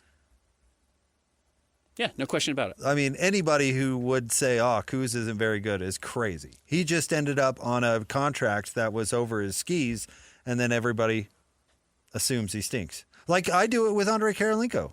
Sure. Oh, they're a good player. He was a fine player, but he was so overpaid. You probably love Bradley Beal at $18 million a year. You hate him at $43 million a year. Exactly. It totally affects your legacy. And so Kuz ended up overpaid. So then people get down on overpaid players. That's not his fault. Kuz, after this season, he's got 1 year left on his contract, which, by the way, he's going to sign another contract next summer. He will have made $130 million in his career and will easily make another 30 or 40. It's a great career. Good for Kuz. That's not where we started this conversation. No, it's not. But anyway, Keyonte George, great physical condition. I thought that was a cool answer. I was expecting something more cliche. And maybe that is kind of cliche, but that's not where I was expecting him to go. It's less nonsensical than what some guys say. Yeah. Some guys do, you said it might be the cutesy thing or this or that or whatever it is. No, he's taking it seriously, and I think he's simplified his life. I think that's why Keontae's become a much better player. All right, more next. Stay tuned. Jake and Ben, 97.5, the KSL Sports Zone. This episode is brought to you by Progressive Insurance. Do you ever think about switching insurance companies to see if you could save some cash? Progressive makes it easy. Just drop in some details about yourself and see if you're eligible to save money when you bundle your home and auto policies. The process only takes minutes, and it could mean hundreds more in your pocket. Visit Progressive.com after this episode to see if you could save. Progressive Casualty Insurance Company and Affiliates. Potential savings will vary. Not available in all states. If the world were like a Sleep Number mattress, everything would adapt for your comfort. Your coffee would never get cold. Your flight would always be on time. And your mattress would always respond to you and your unique sleep needs. Sleep Number mattresses are designed to respond to your body and shift with your changing life, helping you fall asleep faster and stay asleep longer. To experience a whole new world of comfort, visit a Sleep Number store or go to sleepnumber.com. Sleep Number. To a good life sleep. Evening. Buyer's remorse. Buy a new car? I'll be moving in. Let's get started. Sorry, I think there's been a mistake. I bought it from Carvana. You what? Yeah, great price. I even have 7 days to love it or return it. So there's no... No buyer's remorse. More like buyer's rejoice. I guess I'll let myself out. Congratulations. I mean it. Buyers rejoice. Buy your car today on Carvana. Limitations and exclusions may apply. See our 7-day return policy at Carvana.com. The days are longer, the calendar is filling up, and I want to feel as good as this beautiful summer weather. That's why I've been loving Groons. It's one daily pack of gummies that covers my greens, vitamins, and minerals, and even has 6 grams of prebiotic fiber, so I don't need to juggle a complicated wellness routine on top of everything else. They taste amazing. They're easy to toss in my bag on the go. Plus, they're vegan, gluten-free, and HSA, FSA eligible for reimbursement. Save up to 52% off with promo code podcast at Groons.co. That's code podcast at GRUNS.co.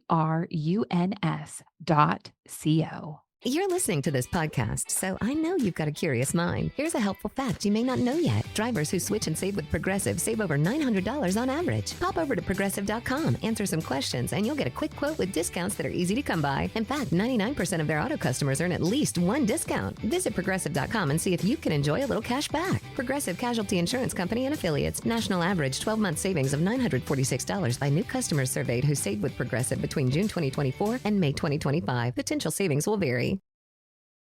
Jake and Ben, 97.5, the KSL Sports Zone. We were talking about being old-fashioned. Was that yesterday or was that 2 days ago? Yesterday, yeah. That is one of my old manny things. I love Law and Order. I love that show. I watch it. You make fun of me because I discovered these digital channels like a couple of years ago that I have with my TV. Right. And they have a Law and Order channel that is all Law and Order all the time. And easy to watch. I just watch it. And I feel like I need to tell my kids or something like, I'm watching my stories. Correct. Yeah. Hand me the clicker. Shows are on. My stories are on. You know what I mean? Yep. I do feel a little bit that. Like, you streaming anything, Dad? Nope. Nope. Just watching the Law and Order channel. You watching? Look, here's Lenny Briscoe. Widow's Bay. Is that what the new Apple TV show is called? No. I'm watching a Sam show. Waterston's on. I'm watching a show produced in 1996. Yeah. Has the same formula. Same format. For every episode. Every single one. Yep. To the minute. They switch over to the order, what would it be? The law part at 30 past the hour every episode. Mm-hmm. And then 5 minutes misdirection of which way they're headed with the law. And then a controversial ruling. Yeah. And it works every time. And Jack saves the day at the end. Yep. I'm compelled. I really am. I wonder how, I'll say my grandmother could watch soap operas, just that's what I'm turning into with Law and Order. Yeah. Well, this is where shows. And then I flip over to Las Vegas when it's on commercial break. Yeah. Which isn't as good as I remembered. I think that's fair. But anything with Jimmy Kahn. I'd watch anything with Jimmy Kahn. Rest his soul. Oh, yeah. He'll be a good name for our draft of actors turned TV stars. Movie stars turned TV stars. I like that one. I'm not sure he qualifies as a good pivot. Would he be a TV star? I don't know. Las Vegas was pretty big. Pretty low level. What? Are you kidding? Las Vegas was amazing. It was only on TNT, I think. No, it was a NBC show. You know how I know that? Because there's all sorts of stupid NBC promo stuff sandwiched into the show all the time. You know what I mean? Uh-huh. Like you're hanging out in the casino, and it's like, hey, everyone, that's Matt Lauer. Or whatever, Oh, there was an episode with Joe Rogan filming, what was his Fear Factor? It's like, yeah, this was a long time ago. Yikes. But yeah, that's my old man thing at the moment. Yeah. Do you have a show you can do that with? I love Law and Order. I used to come home from when I was going to the community college. College is nice because sometimes your days end at 11 o'clock. I'd come home and I'd throw on TNT, and it was on at 11 o'clock every day. So I was excited to get home on time. Now, I was 20 at the time, but excited to get home on time to start Law and Order. And I would still watch an episode, absolutely. I'd throw an easy episode on. I scheduled my college classes around reruns of 90210 for a while. Okay. It would come on at like 10 a.m. or something. I didn't quite get to that point. Back-to-back episodes, 10 to 11, and then 11 to 12. Yeah. Sorry, I can't have class during that. I gotta see what Luke Perry's up to. Christian, Luke Perry? No? Don't know who Luke Perry is. No idea? I've heard of the show. 90210, but Luke Perry, never. Luke Perry, no. He died. Yeah, he's dead. Yeah. Rest in peace, man. Jason Priestley? So many others have. No. Well, that one sounds more familiar. I'll look him up. He was in a car racing accident that nearly killed him. Who was the most famous of the female cast? Tiffany Amber Thiessen? Jenny Garth? Is one of the women dead also? Shannon Doherty. She also just passed away. Jeez. I'm telling you, pal. Also a 90210 channel, in case you were wondering. I believe that. Yeah, I fully believe that. So we talked the other day about how LaMelo Ball didn't pay his rent in Charlotte. Mm-hmm. Apparently Cam Newton owns the building? Either the building or the apartment, and it's Cam Newton's dad who is suing LaMelo Ball to get that money paid. This is a Prince Carlos Boozer situation. More than $181,500 in unpaid rent. And more than $90,000 in HOA compliance fines. That's rough. That's a mean HOA. That is tough. Again, the Prince Carlos Boozer situation is Carlos Boozer had a house in L.A. I think it was in L.A. It was. And wasn't playing for the Lakers at the time, or was one of his other houses, so he was going to go. He was going somewhere else. And Prince, I think his family lived in L.A. and then wherever, Chicago or whatever he was doing. Mm-hmm. And Carlos puts his house up for rent, and Prince, or the artist formerly known as, rents the house and totally redoes it in all purple, puts up the Prince gate. Painted it purple. Booze goes to pick up the keys when Prince is moving out, and Booze walks in and says, Prince, what the hell? This is all Prince stuff. This is not the house I had. I can't live this. And Prince says, Carlos, don't worry about it. It'll be fine. And Booze came back like a week later, and it was all back perfect to normal. Like they had ripped all the stuff out, and Prince had so much money that it wasn't an issue for Prince. Booze overreacted. I would worry about this if I was Cam Newton's dad. I don't know if you're ever going to see this money.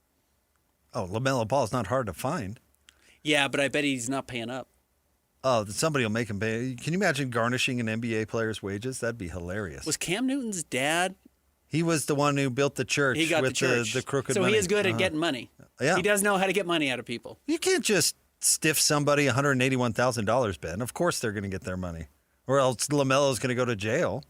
Yeah, it's enough. It doesn't feel like a lot for NBA players, but for Cam Newton's dad, it's probably a pretty hefty sum. You have renters? They just stiffed you on. I mean, it wouldn't have to even be $181,000. It'd have to be. No, it would be 100 years of rent. Dude, they stopped paying rent for 2 months. You're showing up with a gun to collect.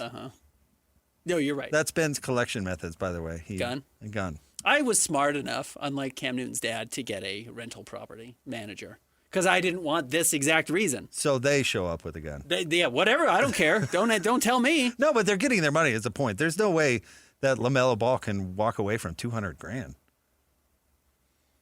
And he has the money. So he's just being a jerk. I believe that. I think he's a mess. But I think you can. You shouldn't stiff the owner if the owner is also a public figure, because that just makes it a bigger story. It doesn't help. That doesn't help at all. Perfect use of our judicial system. Then again, I have to say, I do wonder with some of these things, especially in light, not that we need to burn this topic now, because we can get to it later, because you've done the work and I've been reading about it as well today. Like, I fully believe that there are people like Kawhi Leonard or LaMelo Ball or whoever that are getting deals under the table. That are like, oh yeah, you told me I could live at the Grand America. I'm just using a hypothetical here. I don't know.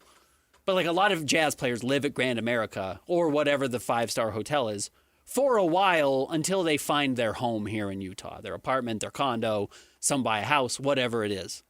Not everyone moves in and gets their apartment day one. Some guys just stay at... Jordan Clarkson, I think, lived at Grand America forever after he got traded to the Jazz, if I remember correctly. If you were to tell me that there are players in the NBA who aren't paying their hotel bill and somebody else is paying that hotel bill, I would believe it, even if it's against the rules of the NBA. If LaMelo thought he was staying somewhere for free, or somebody had said, like, don't worry, we know Cam Newton's dad, we're going to let you stay here, the same way Kawhi was asking for points or ownership of the Maple Leafs while he was going to Toronto or wanted that, I would believe that there may have been a prior agreement that somebody else didn't deliver on. Not that I'm giving LaMelo a lot of benefit of the doubt. Again, I think he's a mess. Well, then he deserves this, if that's what it was. Sure. Yeah, absolutely. Then he deserves it actually even more. Mm-hmm. Because you shouldn't be doing that. So I'm not going to feel bad for you if you get stuck with a $200,000 bill. Yeah, no, you're talking about the Jameis Winston crab legs thing, where yes, he's used to a friend of the program. He's got a buddy. Yeah, who giving runs him the deli. crab legs, right? Who hands it out because he's Jameis Winston, Florida State quarterback, and then one day some Boy Scout says, "Hey, you can't steal those crab legs," and he gets busted for stealing crab legs. I don't feel bad for Jameis Winston either. Correct. Jameis was taking advantage of a situation that someone did say yes to, but he also knew he was taking advantage of a situation. He knew he should have been paying for the crab legs, like the Rhode Island governor who should have been paying for his ticket to the Clippers game. Oh, he did, though. Well, later. He did, though. He did pay for that. At some point, he paid for the ticket to the game. We could do that at the top of the 4 o'clock hour. Okay, it's worth talking about. It is worth talking about. This Kawhi situation and the reason why it has not been resolved yet, and as was reported last week, it's like the more the NBA has looked into this, or this law firm has looked into this, it seems like there's more and more and more there of where Kawhi was getting money or how many people were paying Kawhi got far hairier today, or yesterday technically, but it's getting a lot hairier. Well, yeah, we'll get into that at the top of the 4 o'clock hour because I certainly have thoughts, and I'll try. I feel like summing up some of these podcasts like I've done lately, I've been doing a poor job. So I'll try to organize my thoughts a little bit better. But I did consume it, and it is compelling. Yeah. And it's probably the last big piece of news in the NBA until the season starts. Man, I bet they wish they could have just ripped the Band-Aid off. Well, we can get into it. But Pablo's been working on this. I talk about him like I know him. Pablo Torre has been working on this story for months and months and months and months and months. So they knew that he knew about this part of it. Yes. Which I don't think is coincidental. Again, but we can get into it. It involves the Rhode Island governor, so it's different than aspiration. Nothing at all to do with the fake tree planting company. Indeed. And Rhode Island. Who knew it was such a scandalous place? All right, stay tuned. Jake and Ben, 97.5, the KSL Sports Zone. Bike sputtering on me. That's not what you want on a cross-country trip. Yeah, you're telling me. Looks like my journey ends here. No, mate, you ride with Geico Motorcycle Insurance and got their 24/7 emergency roadside service. They'll fix your bike right up. Where you headed, anyways? Oh, I'm going to Cromenge. You ever been? No, I can't say I have. It's like Stonehenge, but shiny. It feels good to ride with help. It feels good to Geico. Emergency roadside service is optional coverage. Insurance isn't one size fits all. That's why drivers have enjoyed Progressive's Name Your Price tool for years now. With the Name Your Price tool, you tell them what you want to pay, and they'll show you options that fit your budget. So whether you're picking out your first policy or just looking for something that works better for you and your family, they make it easy to see your options. Visit Progressive.com. Find a rate that works for you with the Name Your Price tool. Progressive Casualty Insurance Company and Affiliates. Price and coverage match limited by state law. This is Jake Scott and Ben Anderson. Now, every day from 2 to 6 on 97.5, the KSL Sports Zone.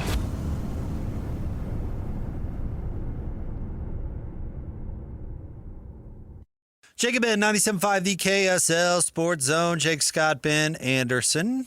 It's Thursday. That means it's time to announce the Beehive Meals Hero of the Week. The winner this week, Scott Giles. Congratulations to Scott. Here's what was said in his nomination. Scott is magnetic. The kids love him even if they are not on his team. He genuinely builds his athletes in competition, in and out of competition. His focus is on the individual and the team, then the sport. He gives his time and his mental and emotional effort to uplift his players. He takes his time to support the players in their other sports.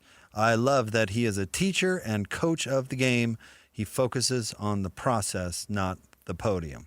So congratulations to Scott Giles. Again, one of my probably my favorite promotion we do. I think it's extremely cool. Love Beehive Meals for being a part of this, but Hero of the Week, always cool to represent and recognize those who are really helping. Got to brag about Sadie today, Ben. She had a shutout. Very cool. She played goalie. And she did not give up a goal. Yeah, she's got a soccer tournament going on right now. And the team won 2-0, so shout out to her team. But super stoked for her. Extremely cool. I have a hard time watching her play goalie, though. It's too stressful for you. It's too stressful for me. There's too much pressure. Okay. And she handles it fine. But I think goalie is the one position in... I don't know, we could, team sports, you could make this argument about hockey or soccer too, but where the pressure is the most and you cannot dilute it to your teammates. Does that make any sense? Like, if LeBron loses, what does everybody say? Teammates weren't good enough. Yeah, if your team gives up a goal, the fullback can probably look at the other fullback or you kind of take that as a team. When you're the goalie, if you make a mistake or if the ball goes past you, that was on you. That was on you. You're the last, the most pressure, it's on you. The other one, and I think is actually the right answer, is the field goal kicker. Is the kicker. But you even then, miss the kick and you lose a game, the team has done enough to put you in a spot to win. They just need you to kick the field goal or the extra point or whatever. The rest of the team has done its job.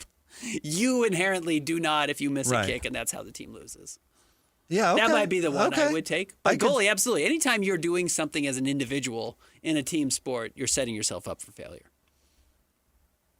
Yeah, and nobody to blame but yourself. Right. If Car Crash Christian ruins the traffic updates, he can't blame us. But that's the one part of our show that we do that is not the three of us. It's not the team involved. We have a bad segment. I have a bad segment. I can say, well, Christian didn't play the right drop. Or I can say, oh, Jake didn't ask the right questions. Or whatever. Car Crash Christian comes in for traffic and messes up the names of all of our freeways. He can't blame that on Jake Scott. No. That's the goalie or field goal kicker of our team. That's how we view you, Christian. The field goal Last kicker line of defense, okay. So anyway, shout out to her. And it stresses me out. I don't know about you, but that's how I played team sports. I just blame everyone else. Man, took that L. You guys should have really been better. I didn't drop the ball in left field. You should have thrown better pitches. Get something past him. Yes, exactly. Yeah, you should have rebounded better. We would have won. It's not my fault I didn't play defense. You should have gotten the offensive rebound so I didn't have to play defense. No, but the goalie in the World Cup where the ball goes between his legs or whatever, that's on you. It's a toughie. I felt like I would have wanted to play goalie, and then as you get older, you realize, no, you don't want that on you. That's not a good gig. It's why they say every NHL goalie is a crazy person. Well, yeah, some people really like it. It's not just that you're getting a ball kicked at you or a puck shot at you at insane speeds. It's that you have to be a little bit of a lone wolf to want that. Yeah, the Skyline High School soccer goalie when I was a senior, his name was Jim. Perfect for him. He loved it. Yeah. Perfect for him. He probably still plays today. Still find Jim. I think his favorite part of it was he got to yell at people. Because that's what the goalie does. Yeah, you're directing traffic. You're directing traffic. You're yelling at people. Sure. I feel like I could have been good at that, but the rest of the job, not so much. I can yell at people. Hey, you. Isn't that how Lloyd got the job here? Yeah, yelling at people. He's like, that was one of his things in his interview. He's like, I can yell at people all you want. Also a hell of a goalie. Fun. It's not as fun to tease Lloyd when there's not a chance he could be in the other room. Yeah, where is Lloyd? He's vacationing. Bet. Hopefully it's raining. Do we know where he went? He's doing rodeo stuff, right? His cabin. Oh, okay. No, the rodeo stuff was at the rodeo here. Oh, maybe he is, yeah. I think wherever his cabin is, I think the boys are off doing cowboy stuff. So that's cool. I hope the AC broke. Man, we're our cabin that we stayed in on our way to Yellowstone is gorgeous, amazing. Very grateful for the in-laws, but because the further north you go, the cooler it gets. You generally don't need AC. A little room fan will do it. But as the entire world is experiencing record high heats across seemingly everywhere, including Utah and Idaho and Wyoming and Montana, boy, was it hot in that cabin. And when you get the upstairs bedroom, you are cooking. Even in the middle of the night. Toasty. Hard to get the heat out. House isn't designed to get the heat out of the bedroom. Now, again, don't be the guy complaining about his free cabin stay. I'm not trying to. But sure you can. You're complaining about you hope Lloyd's AC goes out. I know that pain. There's no AC to begin with. Yeah, and I hope Lloyd's going through it. It gets toasty quick. I hope he's up in the attic. Hot up there. Made him sleep in the attic. All right, coming up next, we'll talk some NBA. We'll try and fill you in on the latest with Kawhi Leonard and why maybe this investigation could go. What did they say yesterday? Until 2027? Yeah, until next year. Another thread. Here's why. Yeah. Or part of the reason why. Yep. All right, stay tuned. Jake and Ben, 97.5, the KSL Sports Zone. Not only do these guys give you the best Jazz coverage in the market, they've got you covered with the Mammoth, the Cougars, the Utes, and the Aggies. This is Jake Scott and Ben Anderson on 97.5, the KSL Sports Zone. Jake and Ben, 97.5, the KSL Sports Zone. Jake Scott, Ben Anderson. Thank you for making us part of your day. Ben, I waded my way through the latest Pablo Torre podcast talking about the Kawhi Leonard situation. And he has done a lot. I think this is his 13th episode or something like that. He's been doing this for over a year now. It is 10 months or whatever, longer than that. But. And I've listened to all of them. Mm-hmm. And some are more damning than others. Uh-huh. His first one that he ever did on this thing, exposing the aspiration and the tree scam, was by far the most damning. Now, he's got some other ones of talking, that have updated where money came from and really focused on aspiration. Covered some of the NBA side of it too. I mean, right. It's really good and thorough. But the initial episode breaking this whole story was certainly the most damning. Because, and we'll get to what we discovered today, but because he had the connective tissue to basically make it stick. Uh-huh. And he's added more connective tissue since. But he basically could prove the connection between Steve Ballmer, his investment in aspiration, and aspiration then paying Kawhi Leonard for a no-show job. Correct. Which is pretty plain and upfront cap circumvention. Right. It's pretty plain. That's why it's caused so much of a ruckus. That didn't leave a whole lot of room for, well, it could have been this. No, it was basically a smoking gun. Yeah. It was. As close as you can get. Yeah, he had witnesses and he had documentation and had all those sorts of things, and it connected. Mm-hmm. The punishment connected, or not the punishment, the crime connected with the evidence. It all came full circle. Right. So in this latest installment, it does not do that. And we can talk about the details, and it basically goes that Kawhi has 2 LLCs, Uncle Dennis has an LLC, and his agent, and I'm forgetting the agent's name at the moment, but also have an LLC that apparently have ownership in a Rhode Island Football Club of the USFL. Mm-hmm. So the secondary league to Major League Soccer. And they're located in Pawtucket, Rhode Island, who used to be, and this is actually relevant to the story, used to be the home of the Pawtucket Sox, the Paw Sox.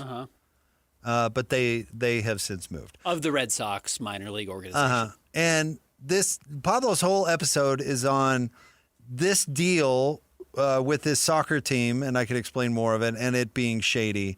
And then Kawhi Leonard's part of it and it being shady. It's kind of a 2-part kind of thing, or there's 2 points to it. The Kawhi Leonard thing is the most relevant to us, right?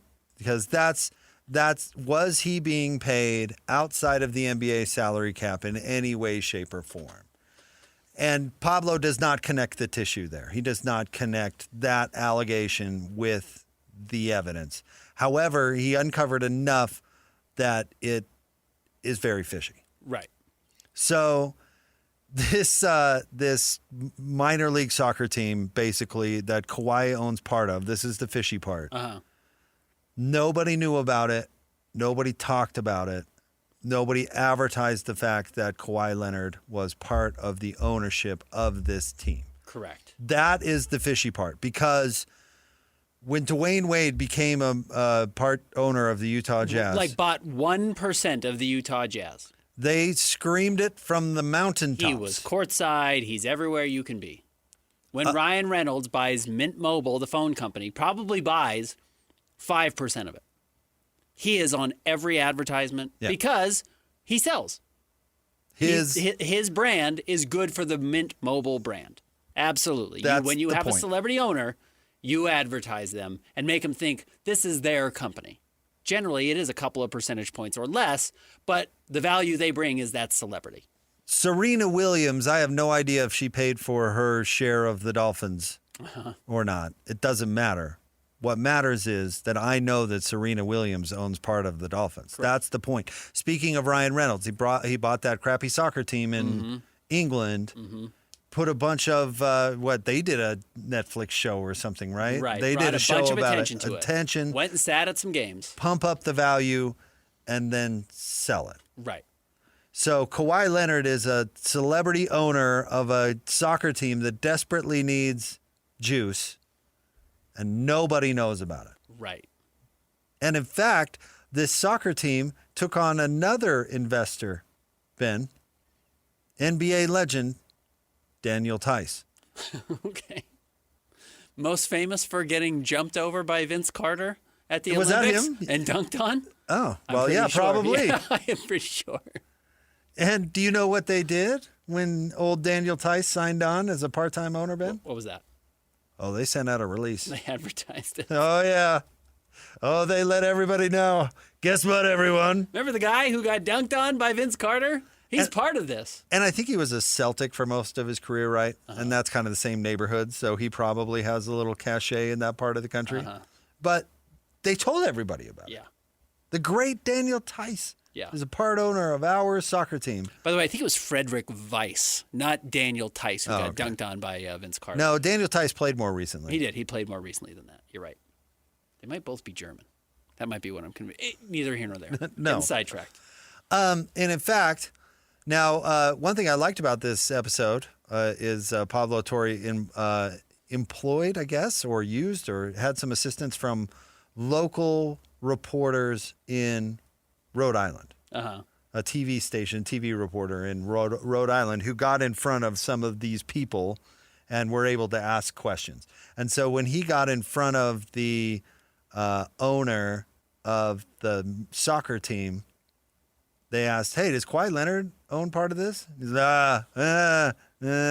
and wouldn't say no, right? And he had Pablo had talked to the former president of the soccer team and said, is Kawhi Leonard own part of the team? And he's like, to my knowledge, like waffled, didn't say no. And so the owner of the team, the president of the team, they're all dancing around it, right? And then finally the owner of the team actually admits in a later interview, yeah, Kawhi and his Uncle Dennis are investors, and really not shouting it from the rooftops at all. Hiding it. Hiding it. Investigative reporters have to find out that Kawhi Leonard is part of this soccer team. Right. So that's the fishy part. But there's no connective. There's no the Clippers bought him this or the Clippers forced the owner to give him points. There's none of that connecting it. But the weird things are the Rhode Island governor that you mentioned that was the deciding vote on private or publicly funding the arena that they play in showed up at some Clippers games or a Clippers game. So this part of it, and was asked about, like, what did you guys talk about? And they're like, we don't know. I can't recall. So this part of it is kind of funny and does lead to the fishiness. So the owner of the soccer team is some LA guy. He's from Southern California. Okay. And he's also a developer. And I mentioned the Paw Sox before. So they moved to Worcester, Massachusetts. The reason that they moved is because they wanted Pawtucket to build them a stadium, and they said no. Okay. So they move. Enter this owner from L.A. who comes in, and his sales pitch, Ben, is, we'll build a privately funded stadium. You don't have to fit the bill for our stadium. It will be privately funded. Okay. However, we want to build affordable housing, and we want to build a district, and we want to build all this infrastructure in this area of town, basically gentrify this area of town that really needs it. And apparently, I know affordable housing is a big issue everywhere, but in Rhode Island, apparently it's like the biggest issue. Okay. It's like a big deal. Right. So they come in and they say, we'll build all this affordable housing, but we'll take public money to build that part of it. Affordable housing and subsidize us that way. But this is going to be amazing. Uh-huh. Then, Ben, COVID hits. The project basically runs out of money. Falls apart. So the owner then wants to, the construction goes on hold. The owner wants to then use the public money for the soccer stadium. And this is where your friend the governor comes in. Okay. Because the governor ends up being the deciding vote on whether or not they can use the public funding, public money, to build the soccer stadium, which they do, which has very similar components, by the way, to Steve Ballmer's new stadium. Uh-huh. They use like the same companies for the boards and all that stuff. Okay.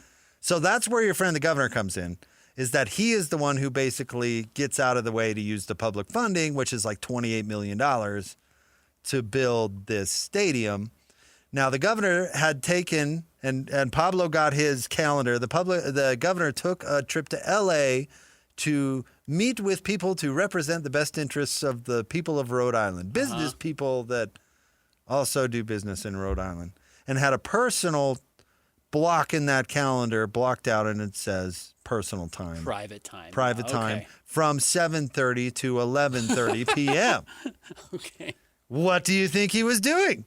What was he doing? He was going to a Clippers game. He went to the Clippers game. He was going to a Clippers game. Yes. And at that Clippers game, had really good seats and sat right next to the owner of the soccer club. Okay. They went to the game together. Okay. And then the TV reporter investigating it asked the governor, who invited you to that game? And the governor goes, I invited myself. That's what he said. He goes, I invited myself, had a really good time, wanted to see the game, and paid for the tickets.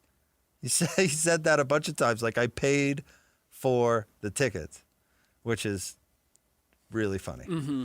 And so the speculation, of course, is that they greased the governor, and the governor now, they're rewarding the governor for getting them that vote, and they're, Now, he denies meeting Kawhi Leonard at that game, by the way, and he denies ever even meeting Kawhi Leonard and says with a joke, he's on my fantasy team, though. So hypothetically. But that's the political side that is salacious. You know what I mean? Hypothetically, you're good at this stuff. If there is nefarious behavior here going on between the soccer club, the arena being built, and Kawhi Leonard, and this Southern California guy who's helping get this arena built, who does this benefit? How does this benefit Kawhi?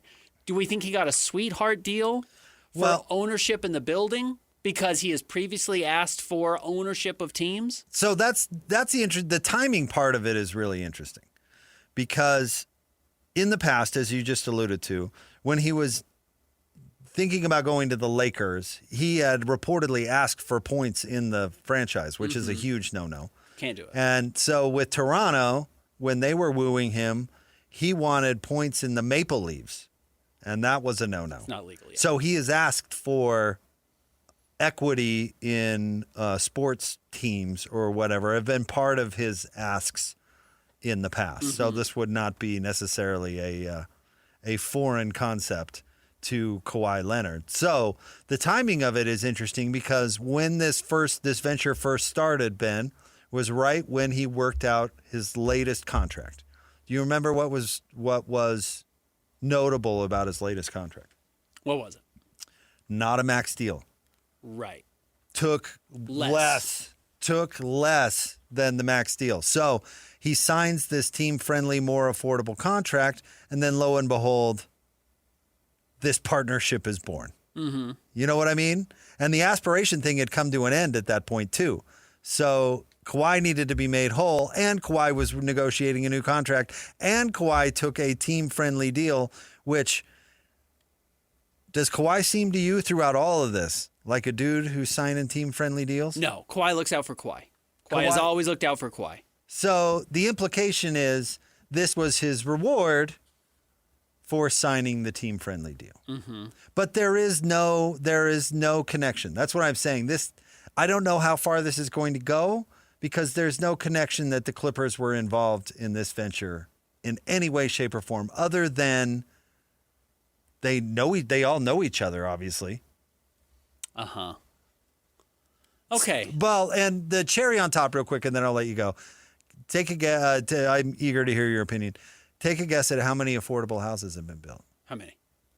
0? 0. 0. The soccer team is playing. The soccer stadium is built. And they ended up using some public funds to build it. $28 million at least. Which, by the way, according to the bond, when it's eventually paid off, they'll have paid a total of like $116 million. Because the interest rate is so high. Because it's an 8% yield. Yeah. And they have not built an affordable house yet.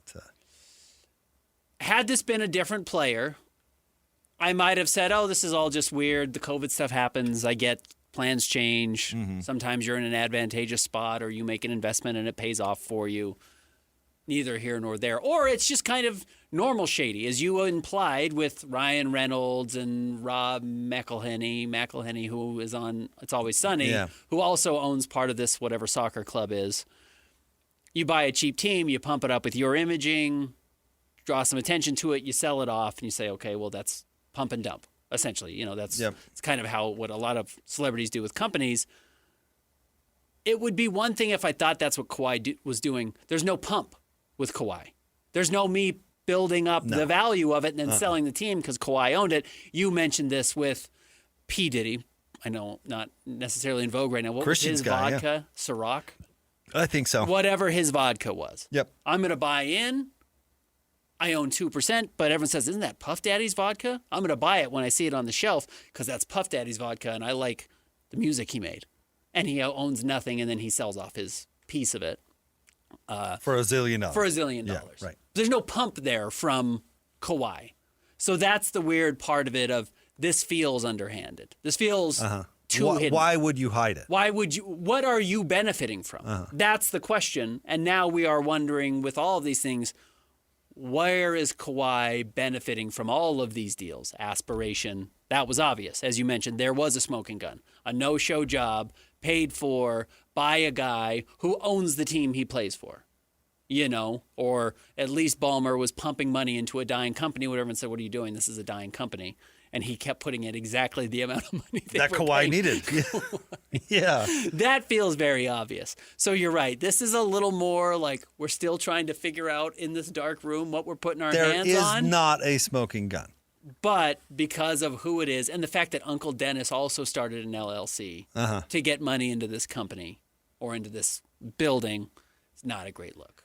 And I can't remember, but I mean, even the soccer team just started. The stadium itself is now worth well north of $100 million.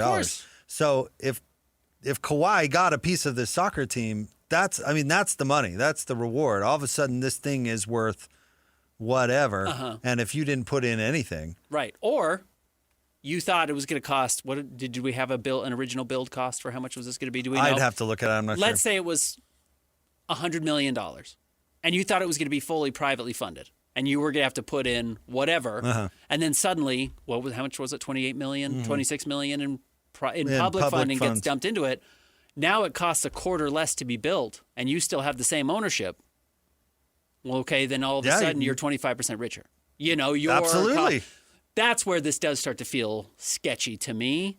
And maybe more importantly, when we're talking about the Kawhi stuff of why is this now trickling down into 2027 as opposed to being wrapped up before the season starts or at some point last year, you start to say, well, does Kawhi have deals with 30 different private companies that nobody knew about? And now every single one of those has to be investigated. They have to pull the thread. What is going on here? That's what we were talking about last week. If these deals are expanding or this investigation may have to expand, this could be why. By the way, Kawhi's not the only person who has probably financial investments. You know, in all, whether it's property, a record company, restaurants. Oh, all the players do. Kevin Durant owns part of a USL soccer team. Mark Eaton owned, what was the? Tuscany, yeah. Like, people own parts of things. They're rich people. That's what you do with your money when you're rich. And that's what Kawhi's excuse will be. Correct. But the league probably has to feel like it has to do its due diligence now, or this law firm does, because what the league can't do is close the case on this and say, we know what happened, and 6 months later, another whistleblower come out and say, oh, wait, no, we were paying him $2 million to do advertising for us, and you've never heard of Kawhi being associated with this company. In order to bribe people to shut up, you have to find them first. Correct. And so I would bet the NBA would have closed the book on this earlier, like now, if they didn't already know that Pablo was pulling on this thread, which they no doubt did, because they called all these people for comment, by the way. Mm-hmm. So the NBA knew that this was going to become public. And I do believe that is related to what we found out last week, that it was going to be extended, right? I do believe that that's related. I believe they would have ended it if there was not another story dangling out there. Agreed. If there wasn't more, this should be done by now. And would have been done by now. But yeah, I'm just not convinced the NBA is actually trying to get to the bottom of it. They want to figure out what's the shallowest hole they can dig. Uh-huh. Yeah, I have no doubt about that. What's the least amount that we could do to get this thing to go away? Unless, honestly, Ben, unless the other owners truly have a backbone and are out to punish Steve Ballmer for wrongdoing, which I don't know. Maybe that's... if anybody is talking to Ryan Smith right now, ask him how mad he is at Steve Ballmer. My guess would be a lot of the owners are trying to protect him. You think? What would the reason be for that, other than they're intimidated by the wealthiest owner in sports? I don't think anyone wants anyone looking through their books. Fine, but this is bad for the Jazz. Salary caps and all of that are good for small markets. You need the Clippers and the Lakers and the big resource teams of the world to be policed for this. Because if they're not, you are at a competitive disadvantage. Ryan Smith should be mad at Steve Ballmer. All the other, you could say have-nots, but the whole league outside of like 3 teams should be really bent out of shape about this. Because those rules are designed to protect them. If everybody's books are clean. No, you can suspect the worst. That's conspiracy theory guy of me. Worst, and I'm not accusing Ryan want. Smith of anything. Don't get me wrong at all. No, I understand what you're saying, but if an honest owner of a small market team, should be really mad at Steve Ballmer, right? And you're kind of using Ryan Smith as a placeholder because he's our local owner, and as am I of a small market team. Sure. Clay, Bennett, whatever, whoever owns a small market team, if they are running a clean team, which, we should assume that most teams are running clean or all teams are running clean because the NBA did find this, that, yes, ideally, if somebody is breaking the rules, everyone should be mad about it. If they're not, there could be a reason. Maybe they are. Maybe all the teams are mad at Steve Ballmer and want him out. That very well could be possible. What's truly dumb about it, in my opinion, is Steve didn't need to do any of this. No. Legally, you can introduce players to sponsors. Mm-hmm. The Jazz had a run of players doing Bailey's moving and storage stuff. I'm sure somebody in the Jazz office introduced Gordon Hayward to the Bailey's people. What's the security camera that everyone does locally? Like Taylor Hendricks was doing the funny one while his leg was broken. Yeah. About needing help opening his door, and he can just use whatever, the smart speaker or smart camera, whatever it is. And it's just been a run of Jazz players. Like, it's very easy to see that that's a Jazz connection. That this company... That is legal. That's legal, right.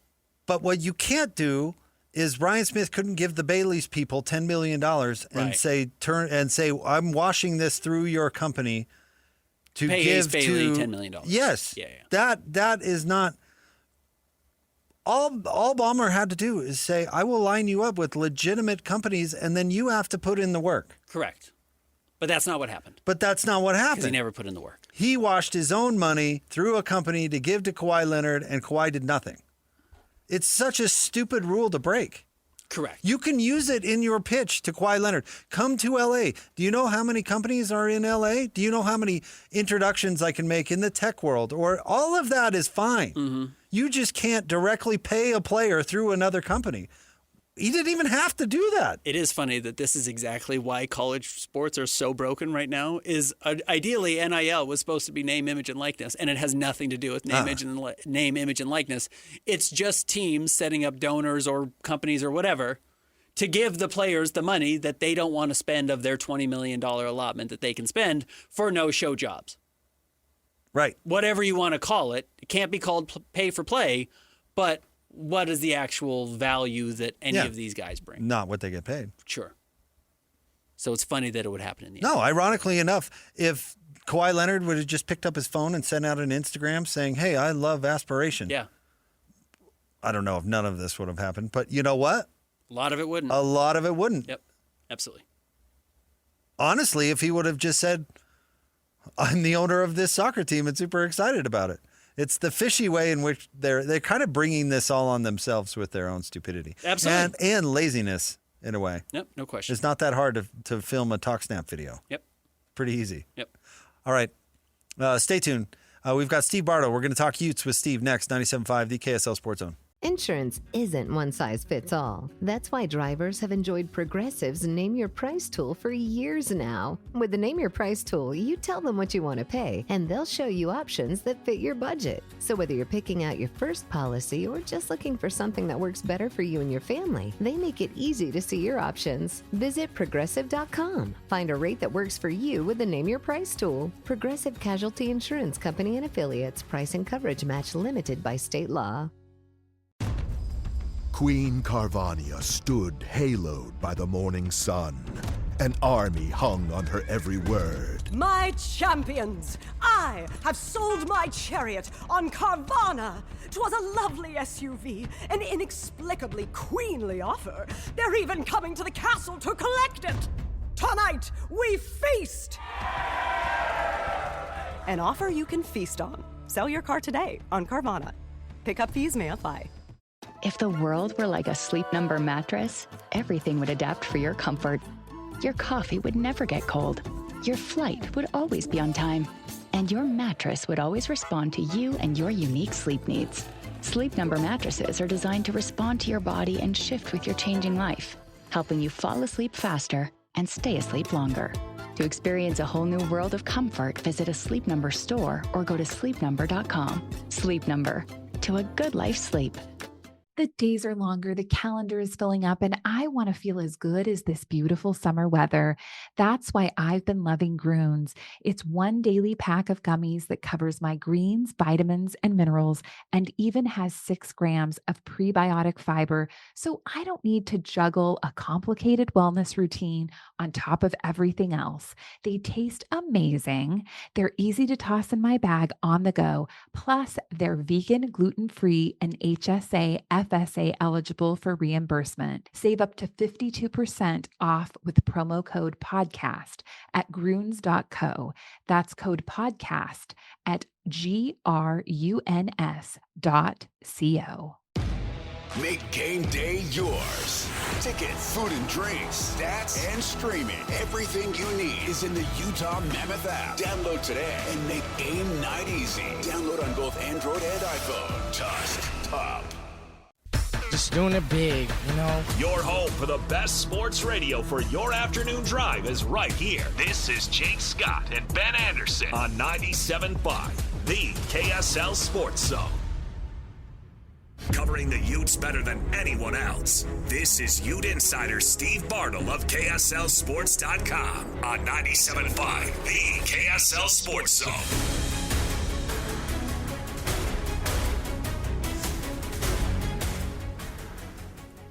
Jacob Ben, 97.5, the KSL Sports Zone. Ben, let's talk a little Utah football as camp is right around the corner. Joining the show now, he covers the Utes for KSLSports.com. He's our good buddy, Steve Bartle. Steve, what's going on? Jake, Ben, how we doing, fellas? We're doing terrific. Camp very close to starting for the University of Utah. I guess, is it just the main storyline looking at how Morgan Scalley handles this, or is there something else you're watching for? Oh, there's a few things that we'll be looking at. And I don't know how much practice we're going to be able to to actually watch, but I think that's going to be, one of the big talking points is how is this fall camp different than what it's been under Kyle Whittingham? That's going to be a consistent topic that we, go through all next month. But there are going to be other things that I'll be paying attention to next month. And, we put out an episode on the Utah Blockcast today talking about those things. And one of them, a handful of them, who are going to be the freshmen that, create a little bit of buzz, right? We've seen that over the last few years. Some of these freshmen that, not just aren't just mentioned in week one as, in terms of first impression type of things, but who are the guys that continue to get their names mentioned in those second and third weeks? Those tend to be the guys that we end up seeing taking the field. J.J. Buchanan was that for Utah last year. And so that will be something worth paying attention to, is who are the freshmen that we continue to hear about. And there's a handful of them that I think have an opportunity to, be that guy. Kelvin Obot, the 5-star offensive lineman that Utah brought in from Idaho, along with Jordan Gross. He's going to be the one that probably we hear the most about, just kind of given his status as a recruit. And the fact that, he came in and really performed pretty well through spring ball. The question is going to be, where is he at physically? Because playing offensive line at the college level, you can throw your star rankings out the window from high school, because that first year adjustment to the college level, it's just a different game. So where is he at physically? Where is he at in terms of his assignments and the little things that offensive linemen need to do, communicate, passing off, players and combo blocks and that sort of things, just the little things. Where is he going to be at in those types of things? Will be key for him. Then there's a couple other freshmen, LaMarcus Bell, the running back that Utah brought in. So that'll be something. And then too, I think, the big thing will be the offensive line and the defensive line, just updates on the trenches, right? I think that's the biggest concern for Utah fans, and what a lot of people in the market, outside the market, are wondering about Utah this year is having to replace all five offensive linemen. But then also, the other thing is that we haven't talked about this maybe enough, is they also have to replace all 4 starting defensive linemen from last year as well. So that's going to be a process. They have guys, they have people that they believe are ready to step up, but there's still a few competitions that have to be sorted out, in both of those groups. And that's going to be a pretty consistent topic we talk about through all next month. Talking to Devin Dampier down in Dallas, I got the impression that he was excited about the changes that were going to be made to the offense. And he didn't say anything specific. It was just kind of the impression that I got. What do you expect Kevin McGivin's offense to look like, and how different do you expect it to be? Yeah, I think obviously last year with Dev coming to Utah under Jason Beck, and how that offense married so well with what Utah already had in place, right? Jason Beck was bringing a run-heavy offense, and you combine that with the offensive line that Utah had last year, along with the head coach who loves to run the ball as much as Kyle Whittingham loved to do that. Obviously Dev proved to be really efficient, really dynamic in both phases of the game. But with Coach McGivin, he's an offensive coordinator that I'm really fascinated to see what it looks like this year offensively, because when you look at his history and his track record, he tends to lean more towards the throw game. And he had an interesting comment, in an interview recently where he talked about offensive balance. He doesn't view balance as 50% run, 50% pass. I think it was Mike Leach years ago who said 50% run, 50% pass is 50% stupid when talking about offensive balance. He viewed balance as getting it equally to each player, each skill player on the field. And, maybe that's what McGivin is looking at in terms of offensive balance. But I think this offense, when you're talking about the quarterback position specifically, with McGivin coming here with Braden Pagan from Utah State, the quarterback coach hire that they made in Ryan Gunnarsson, who's had a solid track record as a quarterback developer. I think for Dampier, This is an offense where I think he's going to be able to showcase a little bit more of his game as a passer. And I think that for him is kind of the missing element. How much progress can he make? How much better can he get throwing the ball, to those intermediate areas of the field? Because that is the big question mark with him is the passing game. So for him, I think this offense will allow him, give him those opportunities to push the ball downfield a little bit more than what we saw last year under Jason Beck. Quinn Snyder's last few years with the Utah Jazz, and really most of his tenure, he was very private. He was not super close to a lot of the writers, some of them certainly, and knew how to use the media in his favor. But he leaves and Will Hardy comes in, and Will Hardy is very close to all the writers quickly and kind of is so young and so new. He kind of doesn't know the privacy game, and it's grown with him a little bit. He's certainly more closed off than he used to. What differences do you expect to see from Morgan Scalley from maybe what Kyle Whittingham had evolved into as a 2-decade-long head coach? Yeah, I think for Kyle, obviously, just kind of given his tenure and how long he's been at the game, he knows what this is all about. And for Morgan, right, his first year as head coach, he's been really open with us. He invited us up prior to spring ball, and gave us an hour and a half of his time watching film, asking questions. And that was something that we never got to do under Kyle Whittingham. So that was an opportunity that was pretty unique, that sort of, gives you an idea of how maybe different Morgan is going to be operating. He has been really, in terms of the public facing aspect of his job, he's been really engaged with it all. And not just with us, but, in meeting with boosters and potential new supporters of the program as well. He's been very active and willing to put himself out there. So that's what you would expect from a first-year head coach, especially someone still young. I know Morgan's been waiting a while, but he's still young and still has just a ton of energy to do the day-to-day stuff. And he's embraced it all and really kind of embraced that public-facing aspect of his job. Steve, last year the run defense was not great. It came in at 110th nationally, one spot better than Utah State, one spot worse than Liberty of all schools. Why do you think they were not great against the run last year? That obviously is not normally what Utah teams do. And do you think it will be better this year?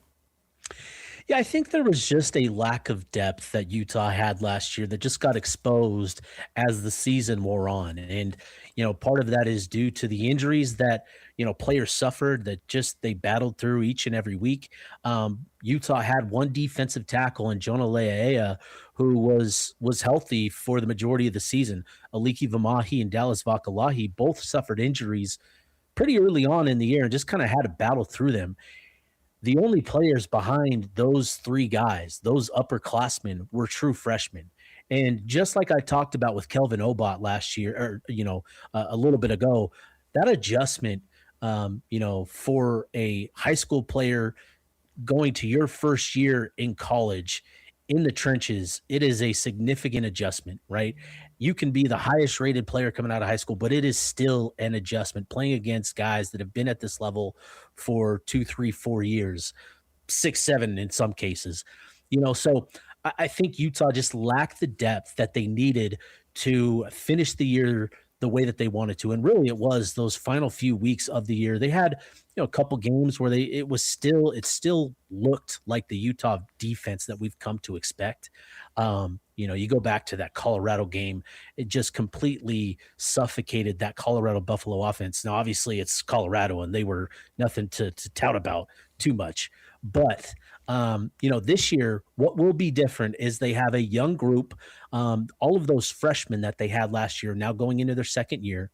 So they get that year of strength and conditioning to be better conditioned to play more snaps and be more competitive at this level. They've also gone into the transfer portal and added a few guys to help solidify that depth, with Lucas Samsula coming here from Wyoming, Jaire Moe coming from San Jose State, and then Jamal Wallace from Tennessee. So going from last year where you had 3 upperclassmen and the rest of those guys were true freshmen to now this year where you're looking at potentially having 3, maybe 4 second-year players combined with the 3 transfers that you've brought in, that depth is going to be much improved. What sort of level they're able to get to will only be determined, as the season wears on. But in terms of just looking at the depth, it's much better on paper than it was last year. It ended up being such a strange season running the ball. Not that anyone was surprised that Devin Dampier was so electric, but that Bird Ficklin was just unbelievable with the ball in his hands last year. How do you think the team viewed the performance of Wayshawn Parker compared to expectations and now going into his junior season? Yeah, that's a good question. Wayshawn, it's not talked about a whole lot, but Wayshawn was dealing with just a little nagging injury. It wasn't anything that forced him to miss a lot of time, but just something that ailed him, and, sort of counting his reps and limiting his reps and how much exposure he had to real physicality, I think was really important for Utah early on in the year. So that's why, you saw N'Kerry Rogers kind of carry the ball a little bit more early on. And then once we got into October and into November, I think that's when we really started to see the Wayshawn Parker that I think a lot of people were excited to see coming into last year. So he met expectations and perhaps even exceeded them for some. This year, it's going to be a little different, obviously, with this offensive line. It's a big change. So he's going to be responsible for creating a little bit more yardage than he was last year, where he had, more opportunities with clear lanes and clearly identifiable holes. He's gonna have to weave through traffic a little bit and navigate that mess, from the backfield probably a little bit more. And I think that is going to be the key for him this season. But I think he's a little bit more equipped physically to handle a bigger workload, and that's going to be really important for him. I think with the threat of Devin Dampier and Bird Ficklin in that option game, that's always going to force defenders to honor that threat, and it's always going to give him that split second, cushion. But he's going to have to create a little bit more than what he had to do last year. But I think there's a lot of optimism that he's going to come in and hit the ground running this year. Year after year, you can set your watch to Utah having a star corner. And Smith Snowden leaves. I have no doubt that somebody else will end up being the star corner in that defense. Who is the biggest or the best candidate for that? Yeah, it's going to be interesting this year. Utah brings back Scooby Davis, and Scooby had 2 pick sixes last year. Both coming in that final month of the year, one against Baylor and the other against Kansas. And I think Utah is banking on him parlaying that into an improved effort this year. He's going into his final year of eligibility, so it's on him to put it all together. I think he's an important piece to all of this. But Utah also went into the transfer portal and brought in a handful of guys to help with the depth and help fill some roles in that secondary, in that cornerback spot specifically. And the guys that I'd pay attention to are James Bobo Chenault and then Elijah Reed. And these are corners with 2 different sort of styles. Chenault is more your prototypical 6 foot, 185, 190 pound athlete. And then Elijah Reed is that corner that we sort of think of when it comes to Utah football: taller, longer, and more physical at the line of scrimmage. Those guys that are they get their paws on you and they just press you on the line of scrimmage. Keith McGill's, Sean Smith, those types of corners. That's going to be an interesting battle, and how that position battle sorts itself out. I think Utah feels really good about the 2 of them. And then what they have on the inside, it's going to be really interesting to see it on the field this year, where Utah in that nickel spot has had Smith Snowden. They had other guys in the past who are, of that 5'9", 5'10" stature. There's going to be a 6'3" defensive back in that nickel position. His name's Rock Caldwell. And I'm just fascinated to see what sort of impact that has, where you've got a nickel corner at 6'3", tall, really long wingspan, and what sort of impact that has on passing lanes. So those are probably the four names to pay attention to. And then the guy in the secondary that I think is key to everything because of the versatility that he possesses and the flexibility it creates in that secondary is Jackson Benny. And, he was the guy that broke out last year. He was the buzzword all fall camp last year. Everybody was raving about how Benny looked. He lived up to those expectations throughout the year. There's certainly things that he needs to correct and address from last year. But I think given the offseason that he's had, there's a lot of confidence that he's going to take that next step as a defensive back. Steve, it's good to see you. Thank you for coming on with us. As always, pal, we enjoy your work. Appreciate you guys. Have a good one. Thanks, Steve. Thanks, Bartle. Yep. The one and only Steve Bartle. Strong beard today. Looking good, as always. I saw Steve for the first time after my brain procedure at a company barbecue, and he was very gentle, shaking my hand, and I thought, that was nice of him.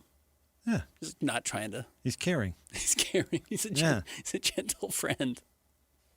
Good for Steve. I said, Steve, you can shake my hand like normal. I'm all right. So, but he's nice. Be okay. Audio Vault's next. 97.5, the KSL Sports Zone. You're listening to this podcast, so I know you've got a curious mind. Here's a helpful fact you may not know yet. Drivers who switch and save with Progressive save over $900 on average. Pop over to Progressive.com, answer some questions, and you'll get a quick quote with discounts that are easy to come by. In fact, 99% of their auto customers earn at least one discount. Visit Progressive.com and see if you can enjoy a little cash back. Progressive Casualty Insurance Company and Affiliates. National average 12-month savings of $946 by new customers surveyed who saved with Progressive between June 2024 and May 2025. Potential savings will vary. Make game day yours. Tickets, food and drinks, stats, and streaming. Everything you need is in the Utah Mammoth app. Download today and make game night easy. Download on both Android and iPhone. Tusk Top. No crazy soundbite slips past these guys. I came here for the same reason people go to the zoo. This is another edition of the Audio Vault with Jake and Ben on 97.5, the KSL Sports Zone. Jake and Ben, 97.5, the KSL Sports Zone. Yeah, we've got Jed Fish up on the monitor here in the studio. Boy. Okay, based surely on looks. Solely on looks. Surely, solely. Thank you, solely. What should his profession be? Yeah, that's a good question. He looks like he runs. He looks like a principal at a school. See, I was thinking he's trying to fake being a good businessman running a really, really underhanded restaurant outside of Orlando, Florida. Wow, that's oddly specific. Sales manager. Yeah, he's a sales manager. He's got mad sales manager and that's not vibes. Trying to knock on anybody. Oh, no, I like Jed Fish. Yeah, Jed Fish is a weird dude, but I'm not sure I have total faith in him. Well, I don't know. I think he did a good job at Arizona. He definitely did a good job at Arizona. I enjoyed. I mean, I thought he was good in the conversations we had with him at Pac-12 Media Day. You can't see him right now. We can see him. His tie and suit are so off-center, it looks ridiculous. Yeah, like a sales manager that just ran out of a sales meeting, you know? Stressed out, restaurant owner who's trying to meet with the Better Business Bureau or whatever, the food handlers department, whatever it's called, and trying to pass the bill, trying to just pass well enough that he can keep his restaurant open. He just has too good of a haircut. Head coach of the Huskies. All right, Ben. Our audio vault today comes courtesy of you. Yeah, I know. I do not. I will tell you to reveal how the sausage is made. Generally, Jake or Christian does all the work here, and I just react to it. And I appreciate their willingness to do that for me.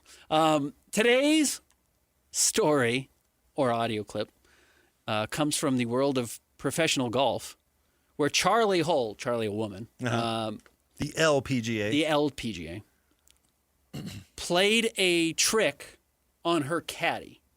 Oh, okay. And I want you to tell me whether or not this is acceptable. Oh, I like it. If this person should be blasted into the sun. Okay. Okay. All right. Actually, talking of money today, I was in the went to a prank shop in Blackpool last night, and I got some scratch cards. So we go into the players' lounge this morning, and I was like, I've got some scratch cards from the shop. He was like, yeah. And this one was like $100,000. And we've got it all on record. He's like scratching it. He's like, oh my gosh, I've won. He's taken his hat off. He's taken his glasses off. He's literally running around the players' lounge saying, I've won $100,000. I'm taking today off. His face looks so happy. He was sweating. He was trembling. He couldn't believe his luck. And then we had to tell him it was fake, and he nearly quit the job. I've got it all on camera, to be fair. I'll try and find it and I'll send it to somebody, but it is just absolutely hilarious. Like, I don't know if you guys can see, this was his reaction when he thought he won £100,000, and it was just hilarious. I think, like, he's like high-fiving everybody. He's so funny. Do you remember when you talked about how unethical bum fights was? Which is a wealthy person with a camera going and getting unhoused people to fight each other for scraps? For money, yeah. Is that exactly what this person is doing? Not that it's caddies don't make okay money. Caddies on the LPGA tour probably don't make awesome money. Well, I don't know how good is Charley Hull. I have no idea. I don't know who this person is. But I think purses in the LPGA are pretty good. Let's see. Estimated between $150,000 and $300,000 annually for a caddy in the LPGA. Specifically for Charley Hull's longtime caddy, Adam Woodward. So a year's salary. Ish, yeah. You tell them that they won. And it's all fake as a prank. My question, is that funny, or should Charley Hull be blasted into the sun? Okay, well, the bum fights thing is super immoral. I don't see your I don't see your connective tissue there. Somebody with money going to somebody with less money and having them perform basically as a joke. No, this is the female Lloyd, and she's obviously the worst person alive. Yes, terrible person. And then films it. Films it as a joke that she could laugh at the person who makes less money than her. She's awful, but does she have higher moral high ground than the bum fight guy? Yeah, she sure does. I don't know if she does. She sure does. But no, she's a horrible person. I don't like pranks, period. I don't like April Fool's Day. You don't. I don't like any of that. I think that she tortured her poor caddy on purpose and then filmed it. Last time, well, I guess the first time I ever had a colonoscopy, I had to specifically tell my wife not to film me. Don't do the coming out of surgery. Because I knew she was going to do it. I knew she wanted to do it. And I had to tell her, don't do that. I don't care how funny it is. Correct. I don't care how our friends would find it so funny out on the talk snap. Nope. Absolutely not. And here she humiliates her poor caddy and has it on film. So I may show it to people. And then talked about it at the press conference. She didn't just talk about it. She laughed about it. She showed the phone, right? She holds it up and be like, I don't know if you guys can see this. Look at this idiot. He thought he won $100,000. But look at my dummy caddy that I tricked into thinking he won a life-changing sum of money. $100,000. I don't care if you make $100,000 a year. It's a ton of money. It's a ton of money. Yeah, sure. Well, after taxes, it's only $50,000. No, terrible person. Just terrible. I will cheer against her for the remainder of her career. Charley Hull has come out in response to the backlash and says, people that have complaints about it, I would say loosen up. She says, I don't have my social media on my phone when my tournament. On tournament weeks, I delete it when I go home and I turn it off and I don't add it again. I don't really like people seeing me and tagging me in my stuff. I like to keep to stay present in the moment, but I think people need to lighten up if they're taking that too seriously because it was pretty funny. And she said she would 100% participate in a similar scenario again. This is, when she was in elementary school, I guaranteed she was the person who pants the person in front of them in the lunch line. Mm-hmm.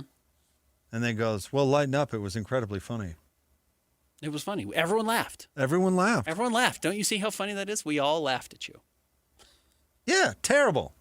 Terrible person. That's what the book and movie Carrie is all about. Laughing at the wrong person. I haven't seen or read. So I hope her caddy is Carrie. Were you a bully in school, Christian? No. Really? I was the one that got picked on. I was the one getting pantsed. I was the one that people would give the fake lottery tickets to. So if you got pantsed in the lunch line and they said, why don't you lighten up? Your response would be? You laugh it off and then you go home and cry. Yeah, right. Yeah, right. Because they're terrible people. Yep. That caddy was probably like, good one, Charlie. And then went home. For you. Yeah, what am I not going to laugh at this? What am I going to tell you off? You're my meal ticket. That dude went home and need sobbed. you. Yeah, that's his employer. Yeah, you're my boss. You can't complain about it. I can't get mad at you and lose my job because I'm mad at you. Go to HR when Lloyd's mean to me. Correct. Right. You will lose your job. Yep. Charlie Hole, out. You suck. Yep. You suck, Charlie. I might go down to, are they going to do the LPGA event in Southern Utah this year? Should we go boo her? That's what I'm saying. Maybe we should go down there and boo her. Play a trick on Let's her. go light her up. Yeah. I don't know about play a trick on her.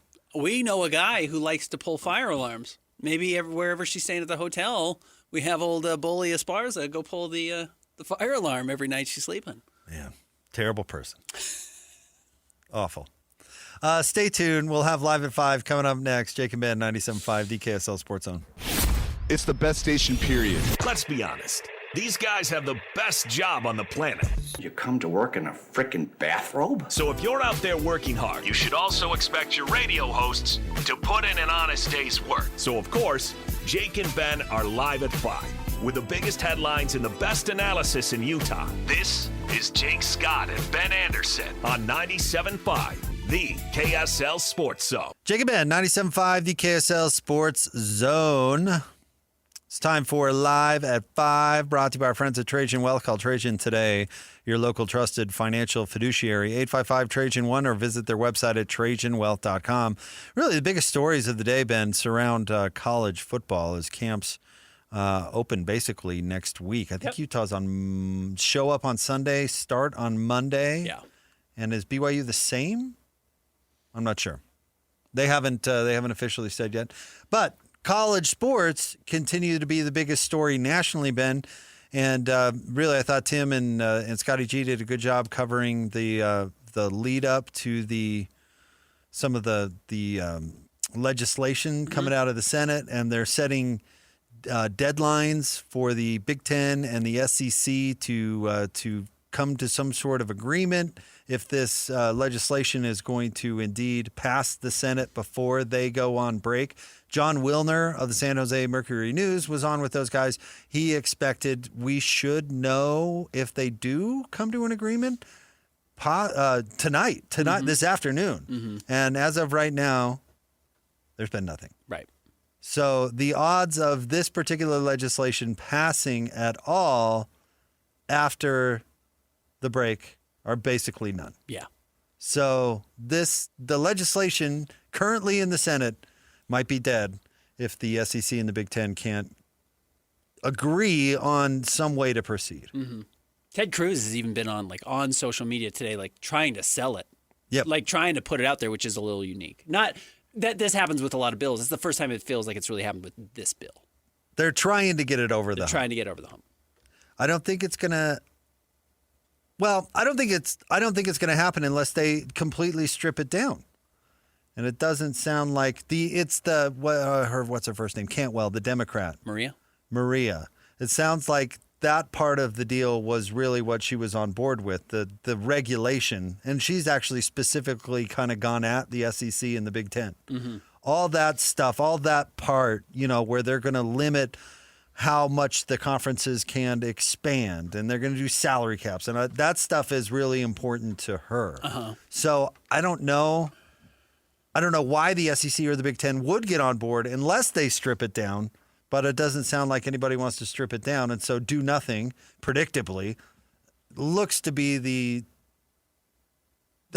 course that has been chosen. Again, not to be political. I'm not trying to be at all. But this is inherently the problem that people have with government, which is none of these people really know anything about college football. So why are they the ones governing it? The reason they're the ones governing it is because this body as a whole won't govern itself. So the only place to go, which is the ultimate authority, is to the top, is the government. It's that's the flaw of this system. Somebody needs to govern it. The people who should won't. So you do have to go to the next level, and those people just don't really know enough about how to do it to create an accurate bill. That's, I think, the flaw that we're running into and why nothing's going to get passed. I would hope the people that wrote it know what they're talking about. I would certainly hope so. Because these senators aren't running it themselves. I mean, Cody No, they're Campbell sitting down with people. Cody Campbell has written a significant portion of this legislation. So, the problem is that the NCAA was defanged, and now they can't do anything because of antitrust. And there's no antitrust exception for the SEC or for the NCAA, so they don't have any. Right. They don't have any authority. So either you have to write laws, or you have to collectively bargain, and then all the antitrust stuff goes away. Well, there's a lot of hoops that you have to jump through to even be able to collectively bargain. That would take forever and might be illegal because there's universities involved.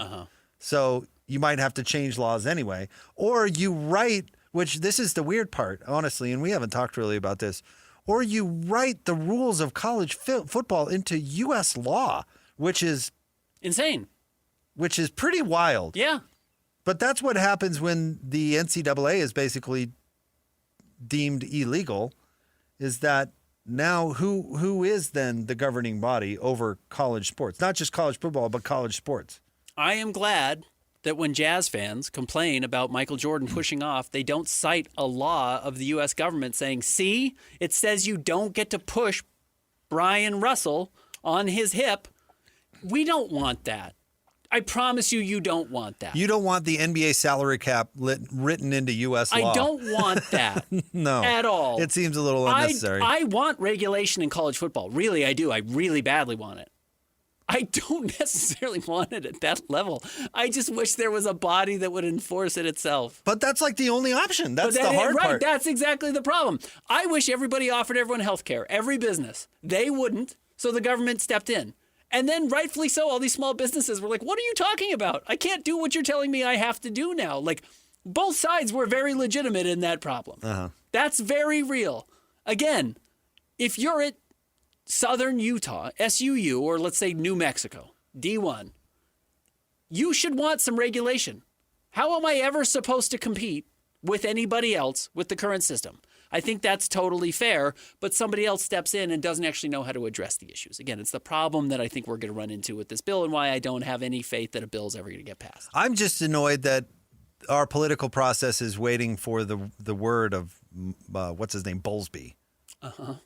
Or I don't even know who the Big Ten commissioner is now. You'd have to give me a second to remember it. Yeah, you would. But you know what I mean? It is a little alarming that those people have that amount of power. But the truth is, unless the SEC commissioner signs off on it. Petiti. Oh, Petiti. Tony Petiti, yeah. Unless the SEC commissioner signs off on it, no senator from the South is voting for that. Correct. Which is wild that Bob Bowlesby, right, would even have that kind of power in the United States. Yep. That's crazy. So we're waiting for these commissioners to negotiate what they can and can't live with, and that's holding up the U.S. Senate? That seems ridiculous. And especially some of the commissioners who I've interacted with personally, it's really alarming that those people would have that kind of that kind of lead. That kind of power. I've never interviewed Bowlesby, but I've interviewed Larry Scott. Correct. Yep. And that a commissioner of a conference could be holding up the U.S. Senate is a bit alarming. Yeah.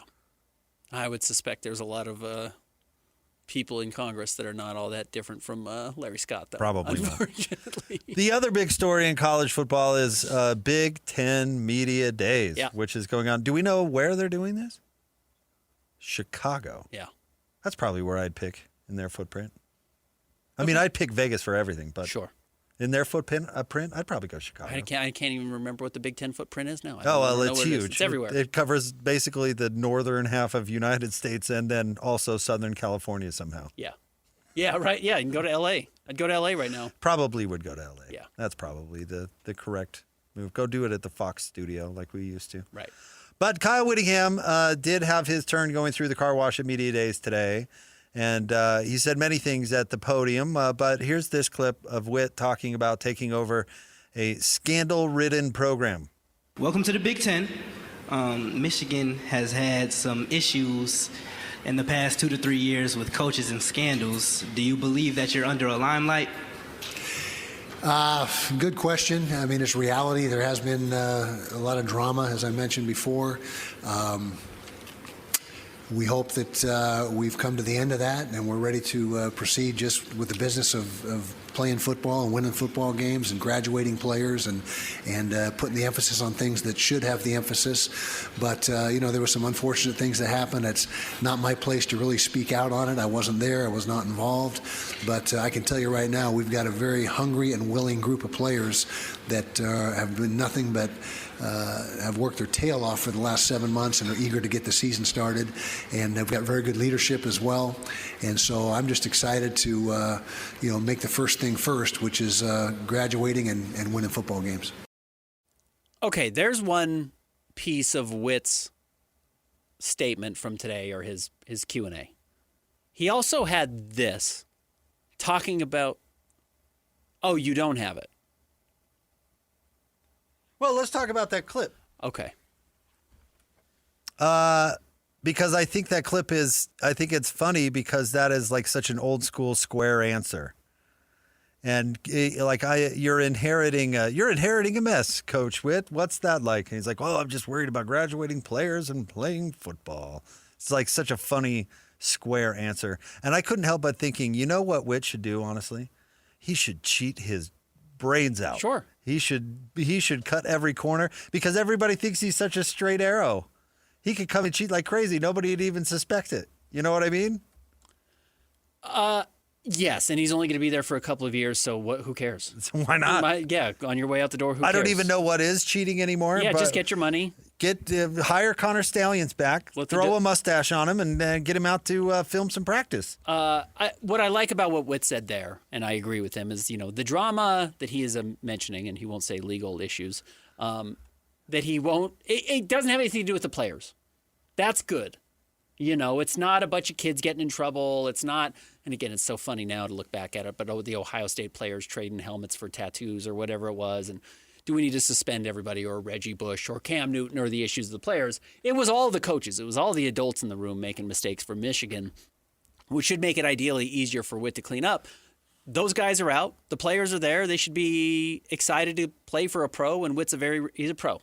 Witt is a pro's pro. He knows how to do this stuff. Witt will go in. Now, look, Witt wants to win. Witt doesn't just want to run a clean program. That's not his goal. But I think Witt is naturally going to run a clean program. I don't, unfortunately, think that's what he's going to be judged on. And the clip I was hoping we had also, I apologize, was that I think he's actually going to be judged on, quote unquote, the game and how he does against Ohio State. Because that's what you get judged on as the head coach at Michigan. Do you beat Ohio State? Do you win the game? It's the most famous game in college football. Are you going to have an opportunity to win it? And if you get blasted or lose the first two, even if they're close, I don't think it's going to matter that he ran a clean program. To your point, what would fans rather have? A clean program that wins 7 games or a dirty program that beats Ohio State? The truth is a dirty program that beats Ohio State. Michigan has ruled as an athletic department for the last couple of years. They've got a basketball championship. Got a football championship. That's what you want. That's what fans want. Now, I'm not saying fans want cheaters. I don't think fans want dirty players. And you certainly don't want what Sharon Moore was doing. But do you think fans in Michigan are all that mad about Connor Stallions? They're probably like, oh, good. Glad they're trying to figure out what the other team's doing. They're happy they're not giving the championship back. Well, they should be mad because that was an unintelligent way to cheat. But yeah. Sure, absolutely. Not the best way to cheat. No. But they're happy to have their title. Witt is going to be judged. Witt's going to run a clean program. That I'm confident in. I don't know if Witt's going to beat Ohio State. In fact, I would bet against it, and that's going to be what undoes him, not whether or not he runs a cleaner program than Sharon Moore or Harbaugh. Yeah, they're in kind of a weird spot, though, where they don't have a president, and they just are getting rid of their AD, and it did get kind of bad. But that doesn't help Witt. Because who's the new AD gonna? What does every new AD want to do? None of it does help Witt, but like the cheating can bring on badness elsewhere. You know what I mean? Like there's a reason they that Witt being a straight arrow was appealing to them because they do need to clean it up. Yes, they do. You know what I mean? I'm joking about Witt should just go out there and cheat, but it is true. They do need to clean it up. I mean, in the same way that Utah State's bad behavior over an extended period of time got them investigated by the Department of Justice. Mm-hmm. Like, you don't want any of that. So, yeah. I mean, I do think it matters. I do think it matters. I'm not disagreeing with you that run a clean program and lose, he's still going to lose his job. But if they hired the next Sharon Moore or the next a coach that was going to have the behavior of Jim Harbaugh, things could go from bad to worse. They could not have hired. Who's your guy at LSU? Lane Kiffin. Yeah. I don't think they could have hired Lane. No. No. But the truth is, and again, I think this is bad for Witt, it's easier to run a clean program than it is to beat Ohio State. Which means there's a lot of candidates out there that can do, if that's the bare minimum or that's the bar, there's a lot of coaches who can run a clean program. If Witt can't beat Ohio State, they're going to go look for somebody who can beat Ohio State. Again, that's what's going to end up mattering more because I think you just assume most people will run a clean program. Now, your last two guys didn't. That was on you. Not enough oversight. Athletic director obviously was willing to let it happen and pass the buck or, turn the other cheek. He didn't care. Turn a blind eye to it all. I think you can find guys who run a clean program. What's going to be most important to them is, do they beat Ohio State in the game on the 12th game of the season every year or more often than not? And that's what they're going to be judged by. What do you think if I got hired as their next Connor Stallions, what do you think that pays? I'd put on a mustache and go secretly videotape stuff. Well, sadly, as you and I have learned, and has always been the case, there are enough people who would quite literally die for these programs that Connor Stallions probably paid money to do this. I'll fly myself out. I'll buy this guy's. No doubt Connor Stallion paid for his own fake mustache. You think?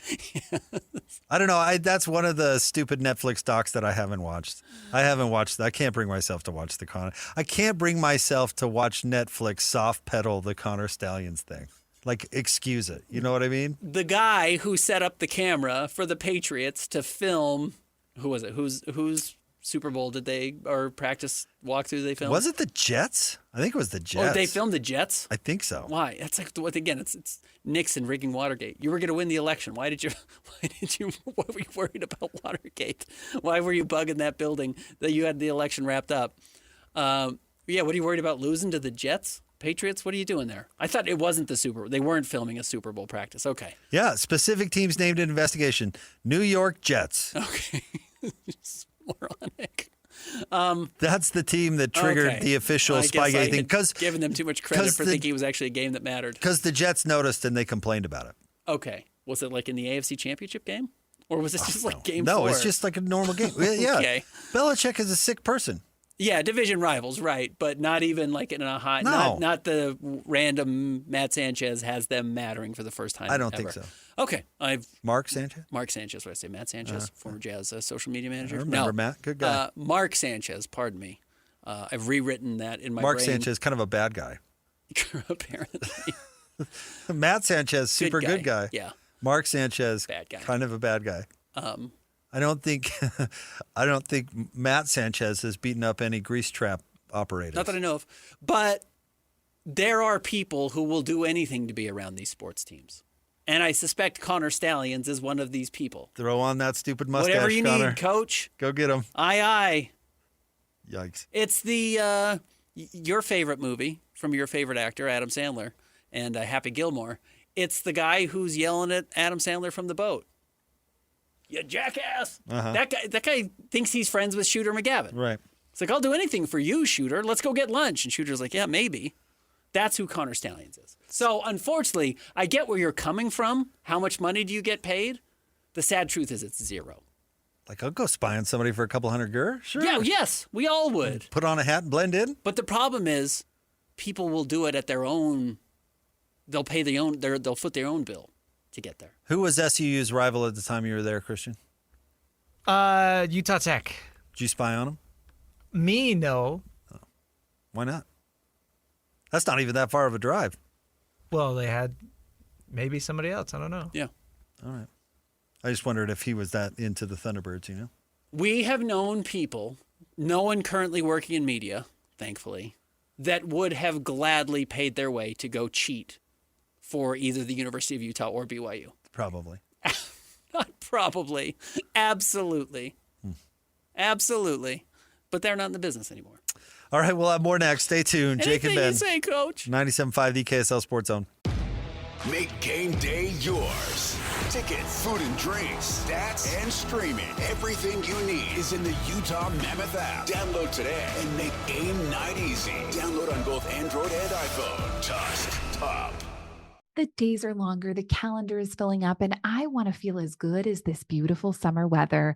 That's why I've been loving Groons. It's one daily pack of gummies that covers my greens, vitamins, and minerals, and even has 6 grams of prebiotic fiber, so I don't need to juggle a complicated wellness routine on top of everything else. They taste amazing. They're easy to toss in my bag on the go. Plus, they're vegan, gluten-free, and HSA FSA eligible for reimbursement. Save up to 52% off with promo code podcast at Groons.co. That's code podcast at GRUNS.co. Jake Scott and Ben Anderson on 97.5, the KSL Sports Zone. Jake and Ben, 97.5, the KSL Sports Zone. Probably shouldn't be saying this as a sports radio host because it's the single best topic you can have. But I will say it's kind of nice that neither Utah or BYU have a quarterback controversy at all. We're going into the season. We know exactly who the starters are. We're more than a month out from games. There's no conversation about it over the summer at all. There was a little bit of would Bear follow Kalani? Would Devin Dampier and Warbird follow Witt to Michigan? Once that was put to rest, and no, it's like, yeah, Utah has their quarterbacks. That's what the face of these teams are going to be. And we talked to Steve Bartle earlier in the show. It's like, as much as, look, the offensive line's going to matter, the defensive line's going to matter, Utah's secondary, all these things. How good Bear Bachmeier and Devin Dampier are is the key piece for both Utah and BYU. It's going to make for a boring camp. It's going to make for a boring camp. You're exactly right. So that's why I'm saying I probably shouldn't say this as a sports radio host because quarterback controversies, I was reading about Arizona State today and when they want to name their quarterback and who they, how soon they want it done. And then I was thinking, oh, yeah, there's the charade of how early they want to name the quarterback and then how early they actually want the name of that quarterback to come out. I credit Kalani. We were like, is it going to be Bear? Who's it going to be? And they were like, yeah, they named Bear like 2 weeks before the opening game. I thought good for them, and Bear obviously was the right guy for the job. But I don't know how Arizona State's going to approach that. We don't have to worry about it with Utah or BYU. Where is Warbird coming from? I haven't heard that. Is that a you thing, or is that a... and hey, we like nicknames on this show. Did I say Warbird? Yeah, talk about Bird Ficklin. I think I said Orbird. I heard Warbird. I might have, but I think I said Orbird. Oh, okay. Well, that makes more sense. Or was going to say whether or not or something. I thought you were throwing a new nickname at us. Warbird is a cool name. You're exactly right. I worry it's a little too close to War Eagle, and that would... Yeah. But no, I just mean Bird. Oh, okay. Yeah, I sorry. was like, are we breaking in a new nickname Warbird. on the show? That's fine. It in. That would have been Warbird? cool. I can get on board. I'll call him the Warbird. You are the Donald Trump of this show where you have good nicknames for people. I don't have good nicknames, but you can drop, what was it, Sleepy Jeb? What was the name? Sleepy Joe. Yeah. And then... Oh, Low Energy Jeb. That was the funniest one. It ruined his political life. He was done after that. Yeah, say what you want about the president. That's a really funny thing to be able to do, is give someone a nickname so bad it ruins their political career. Especially from one of the the strongest legacy families we've had in the last 50 years in our country.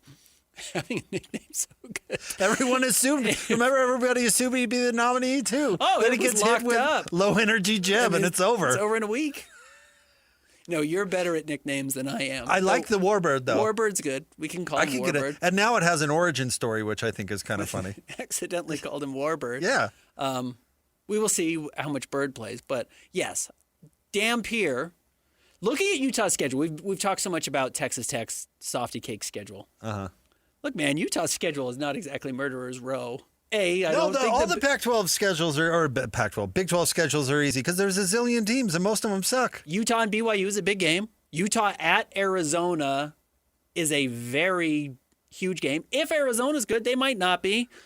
But, like, Iowa State might be the worst team in the country this year. Utah goes on the road. That's their first road game. That should be relatively winnable. You get a bye week, then you play Kansas. You should smoke Kansas. Colorado should be awful. We'll see. Houston at home. We'll see if Houston actually can live up to the hype on October 24th. That's a big one.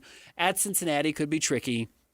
Home against BYU again. That's the big one. But, like, if you're Utah, and Utah was very close last year. They only lost 2 games. They lost to BYU by 3 points in a very good game.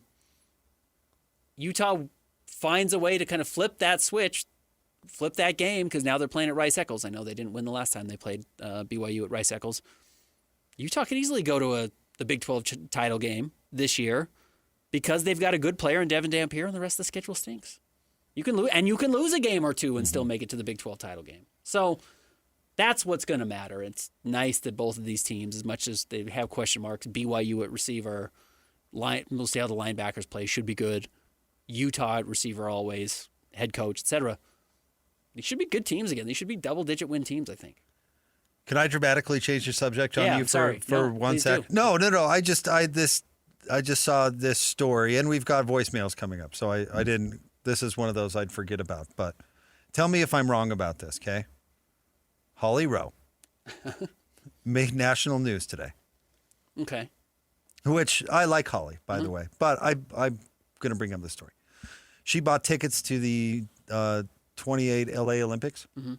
She paid for one event, she paid like $3,000. And then noticed that service fee was $793, bringing her total charge up to over $4,000. Okay.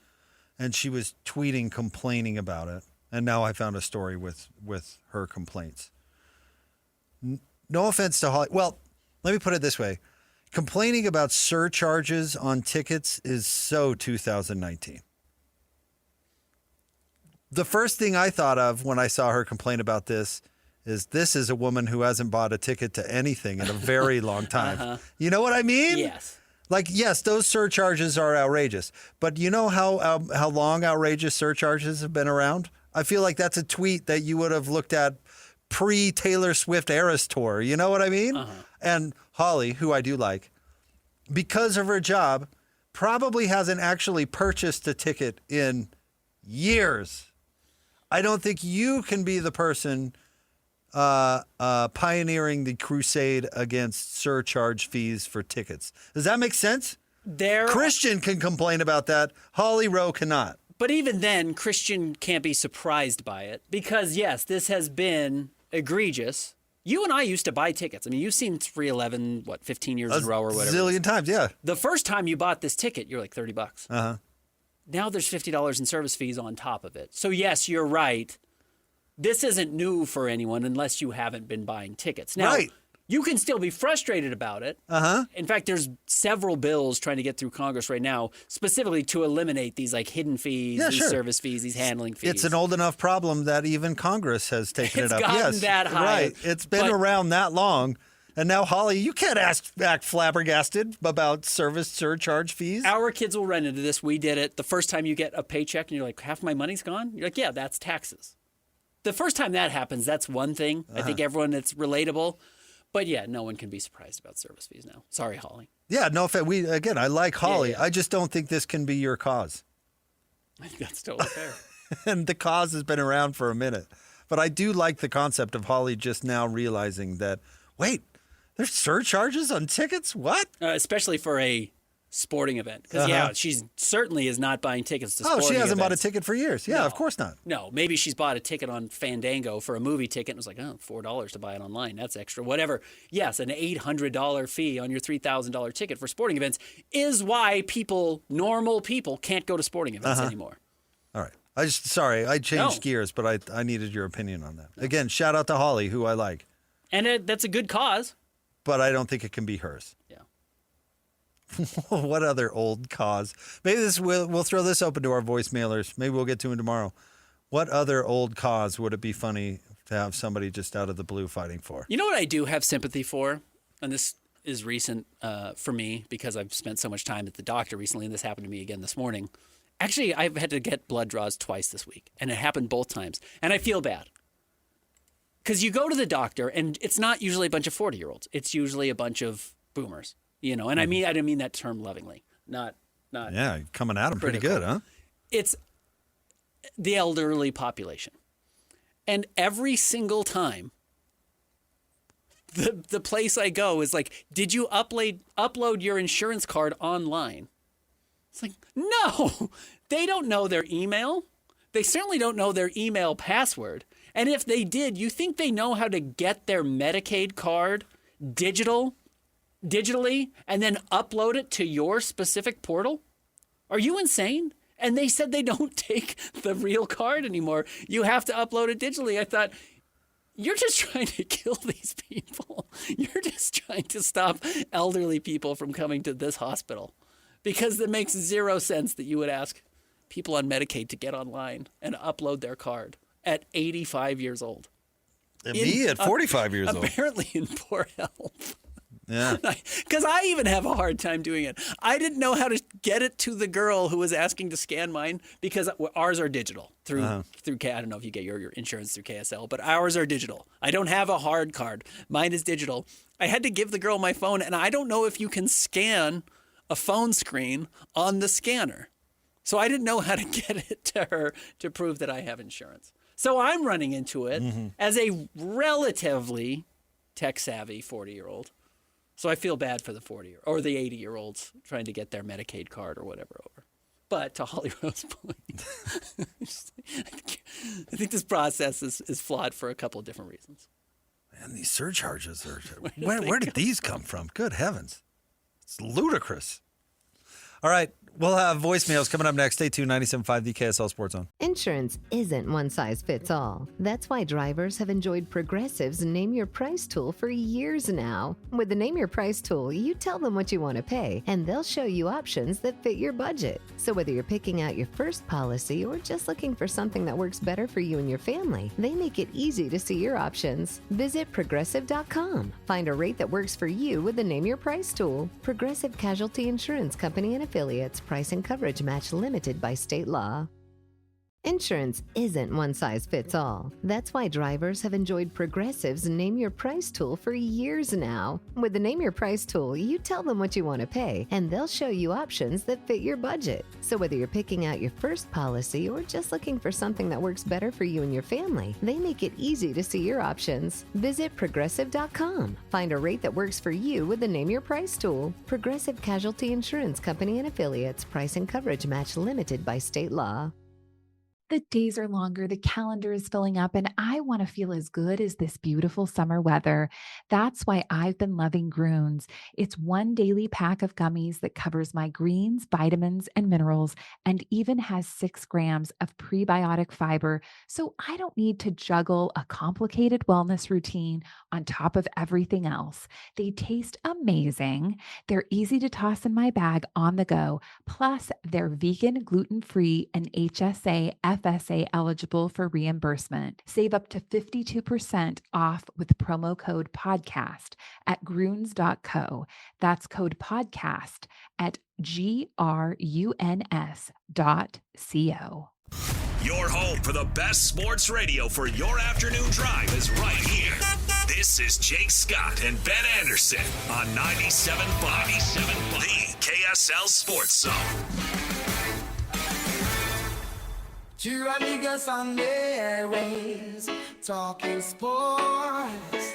They got it made Jake's and also loves his tie-dye. Ben's got style with his scarves. Oh my. Hey, this is for Jake and Ben. This is Brett in Chicago, and I just listened in the future to the podcast, and I love how I got a segment at the end of the 5 o'clock hour there. But yes, that was absolutely fake. I do work second shift, so I do get off at 2 a.m. So, not gonna lie, I did have a couple cocktails in me, but that was totally fake. I was just being a drunk Harry Carey and thought we would get some laughs, which I think we did. So I appreciate you guys featuring that. And hey, you never know what's gonna happen in the future because I like that kind of stuff. Like that? Love listening to you guys. Peace. Yes, Brett. We love you, Brett. Thank you. We think he actually is from Chicago? Can't you tell? He did have a little of the Chicago thing Sure, going on. but All right, so that's the mystery. we've heard several people fake Brooklyn accents in our lives. So, Brett. Okay. Shout out, Brett. Thank you. Brett recorded what sounded like a drunken message. Mm-hmm. And we went through the mystery yesterday of whether or not it was actually a drunken message Mm-hmm. or just Fake Brett making some funny audio. And there's our answer. But the real part of the mystery was because he sent it in at 3:20 a.m. 3:41 or 3 was that what it was? 3:41. 3:41. And so there you go. He works late shifts. So that totally makes sense. This one came in at 1 a.m. Did it? Okay, so that totally makes sense. Job. He says he gets off at 2. Hey, if you want to fake a drunk voicemail, bring it on. We laughed about it big time yesterday. Thanks, Brett. I do love the technology of podcasting that you can download it anywhere and absorb the show in Chicago at 4 a.m. if you want to. I think that's truly incredible, and I really appreciate that anyone would do that, and then use the technology to call in and leave a voicemail for us, which I think is very cool. Dude, I hope Brett gets off work and is just bored and starts sending us voicemails. You know what I mean? You ever worked the graveyard? Like permanently, or have I worked a graveyard shift? I would assume you've worked a graveyard. I've worked several graveyard shifts, but I've never been permanently on the graveyard. Christian, you graveyard ever? I never had a job that was like overnight. I mean, I've put some late nights in here. I mean, into the AM. Yeah, but did your wife ever have to as a nurse? She rotates every other month. Yep. Still. It's brutal. Really tip your cap. Okay. Tip my cap too. I had a roommate who worked overnights at a hotel. And tell me if this would anger you as much as it did me. So if you're working overnights, right, you can do one of two things. You can either get off work, come home and sleep, and then get up, have a day, and then go to work. Or you can get off work, come home, do nothing, sleep, and then wake up and go right to work. Mm-hmm. My roommate who worked the overnight shift would work the overnights. He would come home. He would do nothing the whole day while the house is empty. We're all out working jobs. When everybody starts coming home in the afternoon, my roommate went right to bed. And so while we're at home during normal hours, like socializing hours, 5 to 10 or whatever, he had to be at work at 11, he's screaming at everybody to shut up so he could sleep. Those aren't quiet hours. It was like, dude. Yeah, those aren't quiet hours. You could come home and sleep all day while the house is empty. But instead, you watch TV all day and then go to bed at like 4. I will tell you, I've worked graveyards. I worked at a hotel. I worked in the parking booth right across the street from where we are now, and worked graveyards for, I don't know if it was as long as a year. Maybe it was longer. I honestly can't remember now. The extra 75 cents an hour or $1.25 an hour is not worth the marriage it's probably going to cost you or whatever. Oh, it's a lifestyle for sure. Yeah, it's a lifestyle I hope change. Brett is single. I have no idea. But like, unless his wife doesn't work, there's just no really healthy way to do it unless you're like very mature as a couple of just like, we're never going to see each other and we're never going to be in the same mood as one another because yes, one of us is just getting off work and is tired and the other one is just going to work and is probably a little grumpy too, but you're never matching. Like I bet you it's not ideal for you and your wife when she's working graveyards, Christian, and you're like, well. Oh, Christian loves it, I'm sure. There were times where I would straight up just not see her for like 3 days. Yeah, right.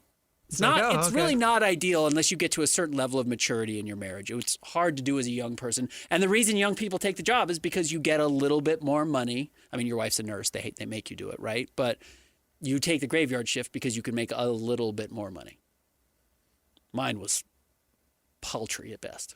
By the way, Brett, I did catch the Harry Carey thing too. Yeah. He said he was going because Chicago, I pointed that out to Christian at the beginning. I said I think this is fake because of the Harry Carey reference.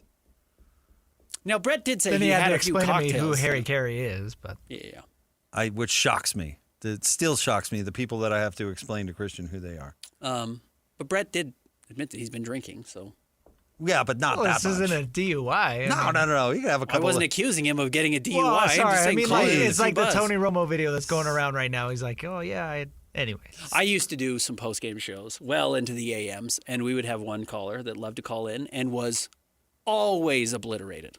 Oh, yeah. Always obliterated drunk, calling in, celebrating a win or ranting about a loss. Yeah.